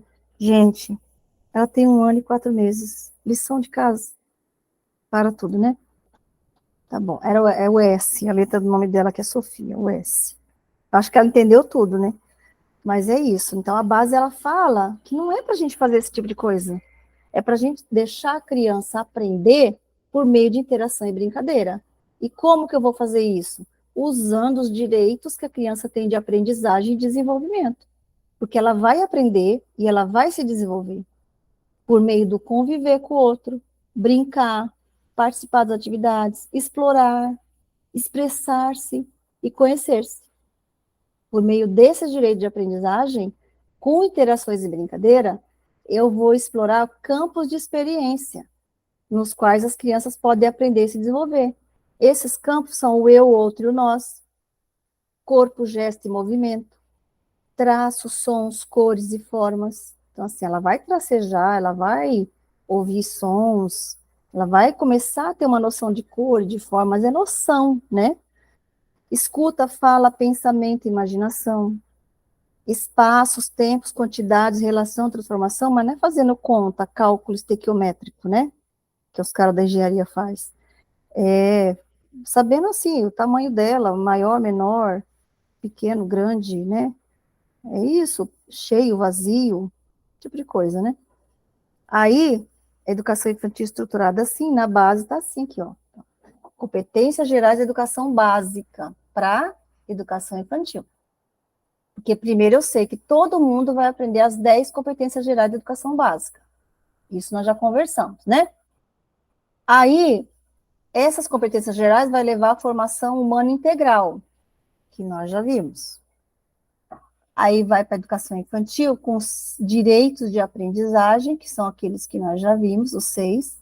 Na primeira etapa de educação básica, de acordo com os eixos estruturantes da educação infantil, que é interações e brincadeiras, devem ser assegurados 6 direitos de aprendizagem e desenvolvimento para que as crianças tenham condições de aprender e se desenvolver. E aqui vem os 6 direitos: conviver, brincar, participar, explorar, expressar-se e conhecer. Expressar e conhecer-se. Isso aqui cai em concurso. Como que cai? Eles põem palavra nada a ver aqui no meio. Se eu souber os verbos aqui, ó, conviver, brincar, participar, explorar, expressar e conhecer-se, a hora que ele colocar aqui um verbo diferente, eu vou sacar que está errado, né? Dentro desse direito de aprendizagem, eu vou colocar os campos de experiência. Então, considerando os direitos de aprendizagem e desenvolvimento, a BNCC estabelece 5 campos de experiência. Então, são 6 direitos de aprendizagens e 5 campos de experiência, nos quais as crianças podem aprender e se desenvolver. Então, aqui, ó, o negócio é aprender e se desenvolver, tá vendo? O eu, o outro e o nós, como nós já vimos lá no anterior. O corpo, gestos e movimentos. Traços, sons, cores e formas. Escuta, fala, pensamento e imaginação. Espaços, tempos, quantidades, relações e transformações. Como? Interagindo e brincando, né? Que são os eixos estruturantes. Interagindo e brincando. Não é fazendo provinha, não é levando lição para fazer em casa, não é nada disso, gente. Não é lendo cartilha, usando apostila. Gente, na cidade que eu trabalho, eles estavam querendo pôr apostila para as crianças da pré-escola. Pensa nisso. Acho que na rede privada tem, né? Mas a gente tem que copiar o que é melhor, né? Não que engessa mais e, né? Sei lá. Aí, junto ao aprender os direitos de aprendizagem e desenvolvimento nos campos de experiência, eu vou fazer o meu planejamento em cada campo de experiência desse daqui, ó, cada campo desse, eu vou colocar quais são meus objetivos de aprendizagem que eu desejo alcançar com a criança, aprendizagem e desenvolvimento, e eu vou organizar isso em grupos por faixa etária, para o bebê, para a criança bem pequena e para a criança pequena. Aí eu vejo isso aqui, ó. Por exemplo, a base tais, por exemplo, isso aqui, que nós vamos ver ampliado lá quando a gente for ver no próprio documento. Vamos lá no campo de experiência, traços, sons, cores e formas, ó. Tem objetivo de aprendizagem para o bebê, para a criança bem pequena e para a criança pequena. Então, aqui, se a criança que é bebê vai explorar som produzido com o próprio corpo, batendo palma, por exemplo, né? Ou batendo com objeto no ambiente, ou batendo com uma colher de pau, sei lá, no piso. Quando a criança for maiorzinha, com 1 ano e 7 meses a 3 anos e 11, que ela é uma criança bem pequena, ela vai criar som com materiais, objetos e instrumentos musicais para acompanhar ritmos. Aqui não precisava ter ritmo nem instrumento, mas aqui eu fiz um aprofundamento. É a complexificação que a base fala, né? Eu aprofundei a aprendizagem. Aí, a criança bem pequena aprendeu assim, a criança pequena que está lá na pré-escola, que é 4, 5 anos, ela vai utilizar o som, ela já não vai nem explorar o som e nem criar o som. Ela vai utilizar, ela já aprendeu a criar e a explorar, os sons produzidos por materiais, objetos e instrumentos musicais durante a brincadeira de faz de conta, as encenações, as criações musicais, etc., as festas, né? Nesse momento que ela vai. Não fazendo prova, não lendo a apostila, né? E aí, a base traz para nós também um negócio chamado código alfanumérico. Poucas bancas exploram, mas eu já fiz prova da FGV que eles fizeram lá uma questão perguntando disso. É básico, é simples, tá? É só entender aqui, ó. Esse primeiro par de letras aqui, ó, vai falar na educação infantil, que é EI de educação infantil, né? Aí, esse primeiro par de números aqui vai falar qual é a idade da criança, qual é a faixa etária dela. Então, aqui, ó, faixa etária 1 é bebê, 2, criança bem pequena, e 3, criança pequena. Então, aqui, ó, 0,2 está na faixa etária do criança bem pequena, não é? Aí, esse segundo par de letra aqui vai falar qual é o campo de experiência. Nós vimos aqui, ó, que nós temos todos esses 5 campos, ó, 1, 2, 3, 4, 5, certo? Aí aqui, ó, TS é o quê? Traços, sons, porque os campos de experiência, eles vão trazer só a inicial do nome do campo. EO é o eu e o outro. CG, corpo, gesto e movimento, ó, corpo, gesto, CG. TS, traços, sons, cores e formas, ó, TS só o inicial aqui, ó, das duas palavras iniciais. EF, escuta e fala, EF, pensamento e imaginação, né? ET, espaços, tempos, aí, quantidades, relações e transformações. Traz só as duas palavras iniciais aqui, então aqui traz sons, e a última aqui, ó, é a sequência que aparece no que nós vamos já ter escrito lá na base para eu captar e colocar no meu currículo. Porque tem uma sequência numérica do campo de experiência para cada grupo, para cada faixa etária, da habilidade que eu quero que ele aprenda. Então, aqui ele vai aprender a habilidade 01 de traços sons, tá? Para quem? Para a criança da faixa etária 02. Então, aqui, ó, criança bem pequena. Qual que é a 01? Criar som com materiais, objetos, instrumentos. Não. Simples, né? Só, como que a banca vai explorar isso? A banca explorou isso na época que eu fiz a prova, perguntando qual era o campo de experiência aqui, tá? Aí eu meio que me enrosquei na época, agora já não me enrosco mais tanto. Então, é isso. Então, segundo esse critério aqui nós estudamos agora, ó, esse código que está aqui, EI02TS01, refere-se ao primeiro objetivo de aprendizagem, que é o 1, né, aqui, e desenvolvimento proposto no campo de experiência, traços, sons, cores e formas, para crianças bem pequenas, que é aqui a parte do 2, ó, de 1 ano e 7 meses, da educação infantil. Tá vendo?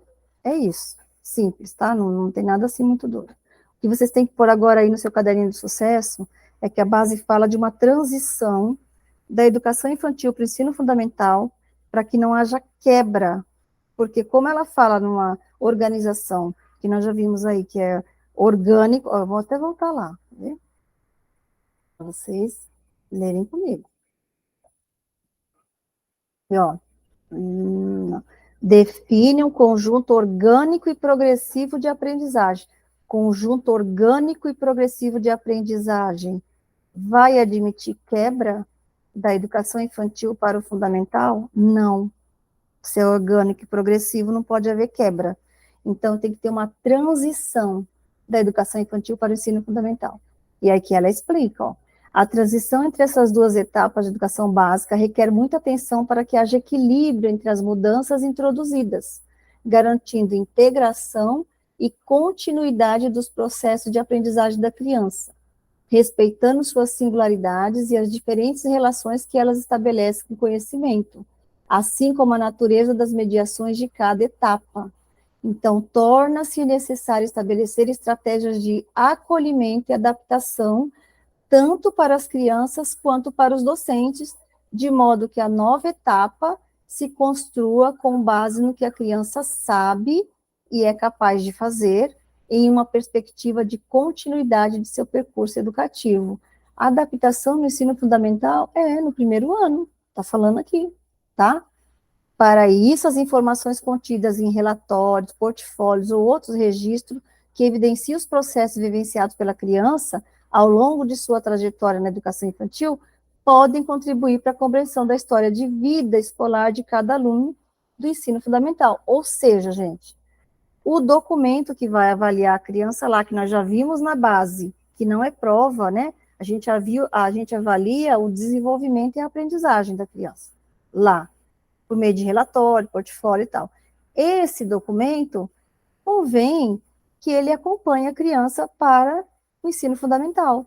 E aqui fala, ó, conversas ou visitas e troca de materiais entre os professores das escolas de educação infantil e de ensino fundamental, anos iniciais, também são importantes para facilitar a inserção das crianças nessa nova etapa da vida escolar. Aí eu vou pegar os relatórios de aprendizagem lá da pré-escola, vou mandar para o ensino fundamental junto com a matrícula da criança. Ou a mãe vem buscar, ou a gente manda, sei lá, cada sistema se organiza de um jeito, tá? No sistema que eu trabalho, a gente monta a pasta e manda tudo para a escola onde a criança foi matriculada. Eu tenho 88 crianças matriculadas na creche, e elas vão para pré-escolas de diferentes regiões da escola. Eu atendo mais ou menos 5 pré-escolas. Eu separo certinho, cada um para onde vai e mando o documento. Quando chega lá, na pré-escola, a criança sabe se a criança frequentou a creche ou não, e o que ela sabe fazer. A mesma coisa ela tem que fazer da pré-escola para o ensino fundamental. Ah, mas da creche para a escola precisa? A base não fala disso. O sistema lá definiu. A base vem falar que não pode ter quebra da transição da educação infantil para o ensino fundamental. Aí todo mundo tem que fazer isso, tá? Nós estamos fazendo lá da creche para a pré-escola é um a mais, mas a base vem falar da educação infantil para o ensino fundamental, ou seja, da pré-escola para o primeiro ano. E aí o que a base fala? Que além disso, para que as crianças superem com sucesso os desafios da transição, é indispensável um equilíbrio entre as mudanças introduzidas, a continuidade das aprendizagens e o acolhimento afetivo, de modo que a nova etapa se construa com base no que os educandos sabem e são capazes de fazer. Sempre lembrar o que eles sabem e o que são capazes de fazer, lembrar que tem que ter um acolhimento, sim, no fundamental, e aqui a base vai além, fala em acolhimento afetivo, né, evitando a fragmentação e a descontinuidade do trabalho pedagógico. Então, por que tem que ter transição da educação infantil para o ensino fundamental? Para que não haja fragmentação e descontinuidade, porque senão deixa de ser um conjunto orgânico de aprendizagem, tá? Nessa direção, considerando os direitos e os objetivos de aprendizagem e desenvolvimento, apresenta-se a síntese das aprendizagens esperadas em cada campo de experiência. Essa síntese deve ser compreendida como elemento balizador e indicativo de objetivos a serem explorados em todo o segmento da educação infantil e que serão ampliados, olha aqui a complexificação que a base fala, ampliados e aprofundados no ensino fundamental, e não como condição ou pré-requisito para o acesso ao ensino fundamental, porque a gente já viu na LDB que não pode existir essa condição, né? Não existe pré-requisito para acessar o ensino fundamental. Sabendo fazer um ó com copo ou não sabendo, todo mundo tem direito de ser matriculado no ensino fundamental. Mas se a criança frequentou lá e tem algum repertório, isso vai ser ampliado e aprofundado no ensino fundamental. Se ela não tem nenhum repertório, eu vou ensinar para ela lá. Aí, ó, a base traz as síntese das aprendizagens que as crianças têm que ter na educação infantil para elas conseguirem não sofrer essa fragmentação e essa quebra no ensino fundamental. Então, por exemplo, no campo do eu, outro e nós, a criança tem que aprender a expressar sentimentos e emoções, saber atuar em grupo, conhecer e respeitar regras de convívio. A gente vai ter que ensinar isso na educação infantil para eles, para chegar no fundamental sabendo. Ai, professora, lá na escola que eu trabalho, eles chegam com uma arma no punho, eles não sabem nada. Não, gente, não pensa na realidade. Pensa no que a base traz como o mundo perfeito e aquilo que tinha que ser, né, alcançado. Nem sempre a gente vai conseguir, mas para o concurso você tem que saber que é isso, tá? No corpo, gesto e movimento, ele tem que saber reconhecer o corpo dele, utilizar a higiene, alimentação, se vestir, tá falando aqui, ó, tá? Utilizar esse corpo intencionalmente, né, para se interagir com o outro, coordenar as habilidades manuais, porque ele vai aprender a ler e escrever lá, né, ele vai ter que escrever, entrar som, cores e formas, ele tem que saber mais ou menos som, ritmo, interagir com música, se expressar, né, por meio de artes visuais, e relacionar com outros, empregando gesto, palavra, brincadeira, jogo, imitação. Lá na escuta, fala e pensamento, ele tem que aprender minimamente expressar suas ideias, argumentar, tá vendo? A argumentação começa já lá. Ouvir, compreender, contar e recontar e criar narrativas. Conhecer diferentes gêneros e portadores textuais. Então, vai ter um letramento lá. Ele não vai aprender a ler e escrever, mas ele vai saber o que é uma revista, o que é uma carta, o que é uma receita. Ele não precisa saber ler e escrever, mas ele precisa diferenciar os portadores dos textos. Entendeu? E nos espaço, tempo e quantidade de ação, ele vai saber identificar e nomear os objetos, interagir com o meio ambiente, com fenômenos naturais, saber se está sol, se está chuva, se está calor, se está frio, né? Ele vai ter que saber dentro, fora, comprido, curto, grosso, fino. Aqui está falando, ó. Eu tenho aqui a receita do que eu tenho que ensinar na educação infantil. Entender o que é noite, o que é dia, o que é semana, né? O que é mês, o que é ano. Ele tem capacidade para isso. Identificar e registrar por meio de diferentes formas de representação, contagem, desenho, símbolo, escrita, número, numeramento, né? Não precisa ensinar cálculo. Isso é o essencial que eles têm que aprender para ir para o ensino fundamental e não haver a quebra, tá bom? Bom, aí ele foi para o ensino fundamental. Como que é o ensino fundamental segundo a base? Do jeito que nós lemos no LDB, porque não pode confrontar, certo? A base só vai orientar o currículo, ela não vai confrontar a lei. Então, o ensino fundamental é de 9 anos de duração, portanto, é a etapa mais longa da educação básica. Ela atende estudantes de 6 a 14 anos de idade e estudantes da EJA também, já vimos isso também, né? E vimos até a idade, 15 e 18, que nós lembramos, né? 15 para o fundamental, 18 para o ensino médio, né? E os 18 o quê, Solange? Nós vimos lá na questão. Ele é organizado em 2 fases, que nós já vimos também, anos iniciais e anos finais. E aí ele é dividido em unidades temáticas, objetivo do conhecimento e habilidades. Eles vão ter que aprender. Como isso, Sol? Está aqui na base, ó. Ensino fundamental, todo mundo vai aprender educação básica, as 10 competências gerais. O ensino fundamental vai ser dividido por áreas do conhecimento. Essas áreas do conhecimento vai ter os componentes curriculares dos anos iniciais, do primeiro ao quinto e dos anos finais. Quem são as áreas do conhecimento? Aqui, ó. Linguagens, matemática, ciências da natureza, ciências humanas e ensino religioso. Isso aqui, ó, é a área do conhecimento. Dentro de cada área vai ter um componente curricular. Linguagem, por exemplo, isso eu tenho que saber. É língua portuguesa, arte e educação física. E a partir do 6º ano, como está lá na LDB, língua inglesa, o inglês. Só a partir do 6º ano, ó, tá vendo? Não está do primeiro ao quinto. A matemática é a área do conhecimento, o componente curricular é a própria matemática, ciências da natureza é as ciências, ciências humanas, o componente curricular é geografia e história, e do ensino religioso, o componente curricular é o próprio ensino religioso. Entendeu? Então, aqui está super fácil, né? A gente não precisa nem se preocupar com isso. Aí, ampliando para vocês verem aqui, ó, áreas e componente curricular. Então, linguagem, a língua portuguesa, arte, educação física para todo mundo, e a língua inglesa a partir do 6º ano.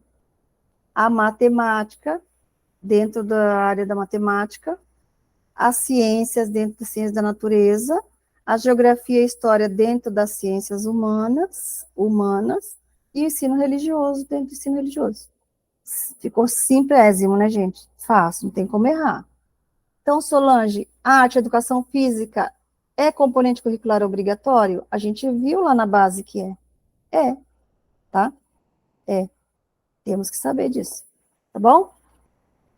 Onde que está aqui, então, explicitado que eu tenho que ensinar sobre o ECA, sobre o bullying? Aqui não vai estar explicitado. Eu li lá na LDB, tá bom? Mas, na hora que eu for ler a base todinha, eles vão tocar nesse assunto e vão lembrar a gente, tá bom?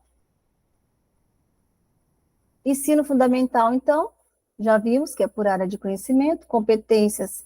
Aí eu vi aqui, ó, voltando lá, área de conhecimento é isso aqui que nós estamos vendo, tá vendo? As áreas e os componentes. Então, tem quantas áreas de conhecimento? 1, 2, 3, 4, 5. Volto lá. Essas 5 áreas de conhecimento, cada uma vai ter competência específica da área. Cada uma. E cada uma vai ter os seus componentes curriculares, que também vai ter competência específica de cada componente. Isso para os anos finais e anos iniciais, por meio de unidades temáticas, objetos de conhecimento e habilidades. Calma que você vai ver lá dentro da base, você vai ficar tranquilo. Não vai ser hoje não, vai ser na próxima. Mas, ó, por exemplo, só para dar uma exemplificada.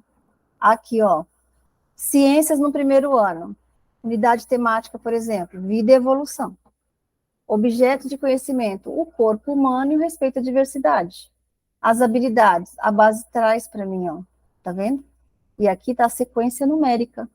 Quando eu for fazer o meu planejamento, eu vou pegar a sequência numérica da habilidade que eu vou trabalhar. Entendeu? Então, aqui, por exemplo, começar um recorte, está mostrando aqui, ó, a habilidade na sequência até 04. Tem unidade temática que a habilidade vai até 14. Tem outras que vão até 10, até 8, tá bom? Nós vamos ver lá que não é uma sequência única. Cada uma tem a sua.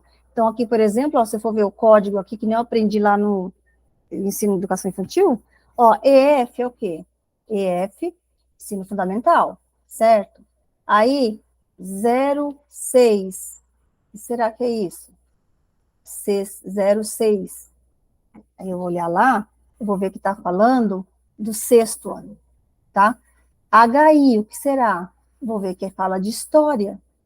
14, o que? A sequência numérica em história que eu vou ensinar para o sexto ano, lá na sequência numérica de história.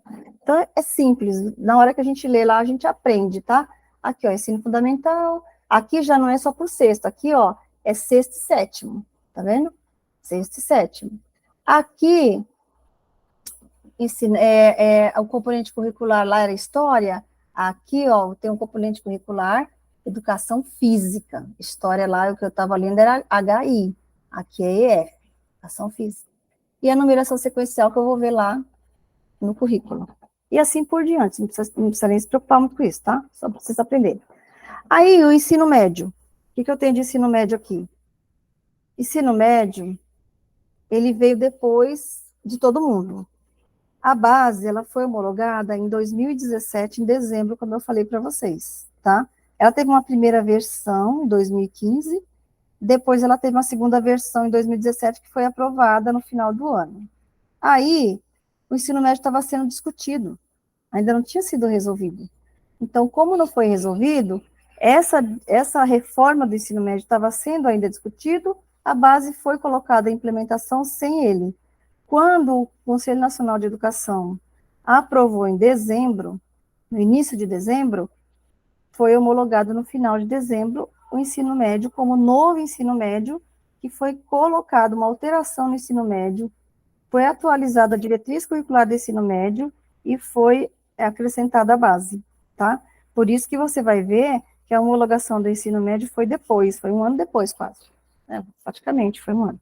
Aí, a BNCC traz o ensino médio com essa reforma, e aí vai trazer aquilo que nós já conversamos, que os componentes de língua portuguesa e matemática continua sendo obrigatório no currículo nos 3 anos do ensino médio, isso não foi retirado, tá? Que o foco da base no ensino médio está no protagonismo juvenil, ou seja, do jovem, bem como na sua autonomia e no mundo do trabalho, porque é assim que está também na LDB. Aí, foi estruturado dessa forma na base do ensino médio. Áreas de conhecimento, competência específica de cada área e as habilidades. Aí, traz aqui para nós lá na base, isso aqui saiu lá da base, que todo mundo vai aprender as competências gerais de educação básica, todos vão aprender aquelas 10 competências, e a BNCC fala que nós vamos ter as áreas de conhecimento, que são 4, que é competência específica de linguagens e suas tecnologias, matemática e suas tecnologias, ciências da natureza e suas tecnologias, e as ciências humanas e sociais aplicadas. E aí, vai ter competência para cada área e habilidade para cada área. Então, o ensino no ensino médio, ó, ficou até redundante, né? O currículo no ensino médio vai focar em habilidades, tá? Porque aí vai ter a habilidade da área e a habilidade do componente. E aqui, que componente? Não sei, vai depender do itinerário que o aluno vai escolher. Vai ter itinerário para cada uma das áreas e isso aqui é o básico, os 3 primeiros anos. Se ele quiser continuar, ele vai fazer a formação técnica e profissional. Mas como que eu visualizo isso então, só? Assim, ó. Primeira, terceira série, que é obrigatória do ensino médio, tem aqui as áreas, e aqui o componente obrigatório, quem é? Língua portuguesa e matemática. Aqui vai ser composto os itinerários formativos. Então, que disciplinas que entram? Ciências da natureza, sei lá, biologia, física, matemática, né? Ciências humanas e sociais aplicadas, filosofia, sociologia, história, geografia, mas aí cada sistema ou estabelecimento de ensino, dependendo do sistema, ele vai deixar a cargo do estabelecimento, vai fazer o seu itinerário formativo. Aqui, mais ou menos o que nós já vimos, tá vendo? A única coisa que aparece de componente curricular obrigatório do primeiro e terceiro ano, língua portuguesa e matemática. Os outros componentes vão ser compostos dentro dos itinerários formativos. Aí, vou mostrar para vocês aqui mais adiante. Aqui tem também a questão do código alfanumérico, ó, ensino médio, EM, educação infantil, EI, ensino fundamental, EF, ensino médio, EM. Aqui, ó, vai mostrar no primeiro par de números a habilidade que ele vai aprender. Aqui vai mostrar a sequência de letras do componente curricular. Então, aqui vamos supor, tá LGG, linguagem e suas tecnologias, LGG, tá? E aqui, ó, os números finais, como em todos, indica a sequência numérica da habilidade que ele vai aprender. Também não é difícil. O currículo do ensino médio enfatiza habilidades. Coloca aí no seu caderninho de sucesso. No ensino médio existe uma organização que é muito focada nas habilidades, tá? As competências ele veio aprendendo, e no aprofundamento eu vou focar mais na habilidade. Por que só na habilidade? Porque eu estou preparando esse menino para o mundo do trabalho, né? Ele adquiriu competência ao longo do ensino fundamental e no ensino médio ele vai aprofundar com habilidades. Lá no ensino fundamental ele também aprendeu habilidade, mas aqui o foco é maior nas habilidades, tá bom? Então, pensando na educação, a ideia do ensino médio é mais ou menos assim, ó. Ele vai ter 60% de formação básica geral, que é fixa, que é o que vai estar lá na base para o professor fazer o seu planejamento. Todo mundo vai aprender aquilo que está lá na base. E 40% vai ser a parte diversificada, ou seja, vai ser o itinerário formativo, que é flexível. Cada rede, cada sistema vai fazer o seu. Então, anota aí como palavra-chave do ensino médio, flexibilidade. Aonde? No currículo. O currículo é flexível, os 40%, que a base comum é 60% para todo mundo, tá? Aí, existe sugestão de 3 tipos de itinerário formativo: projeto de vida, disciplinas eletivas e aprofundamentos, são os 3 tipos de itinerário formativos que é sugerido. Geralmente aqui as redes, os sistemas estão focando muito em projeto de vida, mas no estado de São Paulo também eles têm eletivas, aprofundamentos, né? Não tem só o projeto de vida. Esses são itinerários formativos. E aqui dentro eu coloco os componentes curriculares, entendeu? Então, aqui, ó, aqui ficou bem legal para a gente conseguir entender como é que é isso que funciona, ó. Então, o que mudou para o novo ensino médio? Eu vou ensinar, eu vou falar disso aqui, a gente encerra a aula por hoje, na próxima aula a gente vai ver a base mesmo, tá? Lá no documento que está lá no site. Aí isso tudo vai ficar muito claro para vocês. Não fiquem preocupados, depois que acabar a aula, vai comer, vai dormir, fica tranquilinho, isso aqui vai entrar com tudo na próxima aula, na cabecinha de vocês. O que mudou para o novo ensino médio? Aumentou a carga horária, tá? Porque antes era de 2.400 horas, distribuída 800 horas por ano, como eram 3 anos, né? Cada ano tinha 800 horas, não é o mínimo que a gente lê lá? 200 dias letivos, 800 horas? Então, aí tinha 2.400 horas o total dos 3 anos. No novo ensino médio, cada ano tem que ter 1.000 horas. 1.000 horas, tá? Então, em 2022, a legislação prevê que essas mudanças devem ser realizadas obrigatoriamente apenas na primeira série do ensino médio. Por quê? As demais séries podem ser adequadas nos anos seguintes. Até 2024, que é o ano que vem, aí o ensino médio vai ter que ter 1.000 horas por ano, um total de 3.000 horas. Tá vendo? Como é que vai funcionar isso no currículo? Assim, ó, todo mundo vai ter a formação comum, que é a da base, que vai ser o máximo de 1.800 horas, em todo o ensino médio. 1.800 horas nos 3 anos, de formação geral básica, que eles chamam de FGB, formação geral básica. Então, componentes curriculares previstos pela BNCC para as áreas de conhecimento, como língua portuguesa, matemática, história, vai ter isso aqui, projeto de vida sem carga horária definida, momento que vai ser dialogado sobre questões que afetam a criança e o mundo dela, o jovem lá, né, desenvolvendo habilidades que ajudarão nas suas escolhas pessoais e profissionais na parte flexível, tá? Então, tem uma conversa com ele para ver qual é a habilidade dele para a parte flexível, ele trabalhar essa habilidade para ele ser um profissional depois no mercado. Então, a carga horária do projeto de vida pode ser contabilizada ou dessa parte aqui, ou dessa. Tanto faz, tá? Então, por isso que não tem uma carga horária definida, igual as eletivas. Aí, o que vai ser no flexível? Que o aluno vai escolher. A escola vai oferecer isso aqui para todo mundo, e o que o aluno pode escolher? Os itinerários formativos. E tem que ter um mínimo de 1.200 horas em todo o ensino médio. Então, o mínimo aqui, ó, juntando tudo, vai dar 3.000 horas. Pode ser de 4.000? Pode. Pode ser de 3.100? Pode. O mínimo é 3.000 horas, tá? Aí, os itinerários formativos é 1.200 horas no mínimo.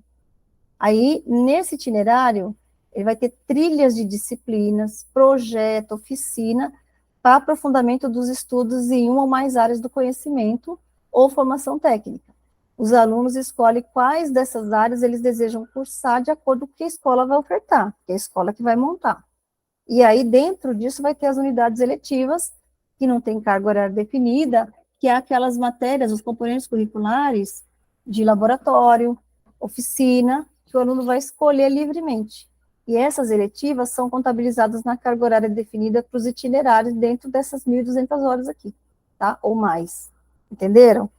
Aí, como que fica a escolha desses itinerários formativos, então? Então, cada escola pode escolher quantos e quais itinerários vai ofertar, desde que eles estejam alinhados às áreas do conhecimento, área de linguagem, ciência da natureza. Ninguém pode inventar a roda, tem que usar o que já tem. E aí, por exemplo, uma escola pode oferecer um itinerário de ciências da natureza e outro de linguagens. Assim, cria disciplinas, oficinas, laboratório em cada uma dessas trilhas. O projeto de vida vai ser incluído nesses itinerários, tá? Aí, por exemplo, aqui deu um exemplo de itinerário formativo, ó. Um itinerário na área de linguagens, por exemplo. Conteúdo ministrado, produção textual, área de linguagem. Laboratório de artes visuais, comunicação e tecnologia, laboratório de música, projeto de vida. Aí, na área de ciências da natureza, é outra trilha, outro itinerário formativo. Aí, ele pode aprender embriologia, histologia, biodiversidade, porque é ciência da natureza. transformações químicas, relações intermoleculares, e aí dentro botar o projeto de vida. Entendeu? É assim que funciona. E aí, o MEC diz que como mudou o ensino médio, vai ter que mudar o Enem. Então, a partir de 2024, o Enem estará adequado às novas diretrizes do novo ensino médio, tá? Então, na primeira etapa do Enem, vai ser avaliada habilidades e competências previstas na BNCC. Na segunda etapa, a avaliação das aprendizagens dos itinerários formativos que eles cursaram. Então, a primeira etapa do Enem vem do MEC, a segunda etapa do Enem, provavelmente, o próprio estabelecimento de ensino vai ter que formular, entendeu? Essa é a ideia, né? E aí, aqui, só um geralzão, depois para vocês olharem com mais calma, de como que é o código alfanumérico, da educação infantil, do ensino fundamental, e aqui bem ruimzinho do ensino médio, e aí a gente vai dar uma olhada na próxima aula, porque agora acabou, né, gente? Na base lá no MEC, tá? Então, eu vou fechar a tela aqui, só para a gente, antes de encerrar a aula, saber que a gente vai olhar a base nacional comum no MEC Gov BR, na próxima aula, e nós vamos ver aqui, ó, o site da base, tem ela em PDF, nós vamos só dar uma navegada e depois fazer exercício, porque nós já vimos muita coisa da base, é só para a gente melhorar aqui a nossa vida, ó, tá? Então, vamos ver como que é a introdução, o que a base fala na introdução, nós já falamos muito disso, aprendizagens essenciais, fundamentação pela lei, as 10 competências gerais que todo mundo tem que aprender, tá vendo? Então, a fundamentação legal, ó, de onde vem Constituição, LDB e tal, não vou fazer agora que não vai dar tempo. Aí nós vamos ver a estrutura, nós já demos uma passada de olho em tudo, tá vendo? Essa estrutura, vamos reavaliar isso aqui, da educação infantil, olha se não vai consolidar, gente, tudo que nós já vimos, tá vendo? Ensino fundamental, ó, vamos conversar melhor e vocês vão anotar algumas coisas, tá bom? Do ensino médio, tá aqui. E aí, o que nós vamos navegar de mais interessante, por isso que a gente vai depois partir já para exercício, é que nós vamos ver cada etapa, como que ficou dentro da base, mas nós já estudamos agora isso aqui, tá? Aí nós vamos ver as palavras-chave, ó, por exemplo, na educação infantil, só para dar um exemplo que encerrou a aula aqui, ó. A gente não parou de falar do educar e cuidar, que é a concepção da educação infantil desde sempre, que é indissociável. O da educar permanece indissociável dentro da base, tá? Tem que estar no currículo. Mas isso através agora de interações e brincadeira, que são os eixos estruturantes das práticas pedagógicas. Aí nós vamos continuar estudando, lendo um pouquinho sobre isso na próxima aula, e aí a gente consolida e faz exercício. Tá bom, gente? Vamos lá, vou voltar com vocês na tela. Espero que a gente tenha tido uma aula muito legal, que vocês tenham aprendido alguma coisa aí bem interessante. E se tiver dúvida, manda para o César. Deixa eu só dar uma olhada aqui se tem alguma coisa nos comentários. Ah, não, falo sério. Acabei de ler aqui, e aí já abriu uma frase. Aqui, só um minutinho, César. Deixa eu falar para as meninas da minha indignação e para os meninos que estão aqui na sala. Gente, lição de casa. Olha, estão falando aqui que estão implementando a lição de casa na pré-escola, na prefeitura, César. Que negócio é esse? Pelo amor de Deus, né? A base fala de interações e brincadeira e o povo está pondo as crianças para fazer lição em casa. Mas é isso, gente. Quando você for estudar para o concurso, você não vai lembrar disso se isso não fizer parte da rede que você vai fazer concurso. Mas se a rede que você vai fazer concurso está fazendo isso, convém você conhecer os documentos da rede. Porque tem a parte que eles cobram da rede, né? Então, isso aqui provavelmente está lá no documento da rede, tá bom? Aí vocês estudem e passem na prova com nota 10. César, acabamos, tá bom? Na próxima aula a gente vai ver a base lá no MEC e vamos fazer exercício com essa galera. Beleza? Obrigado. Tchau, tchau, gente. Fiquem com Deus. Boa noite, bom descanso. Tô saindo, tá, César?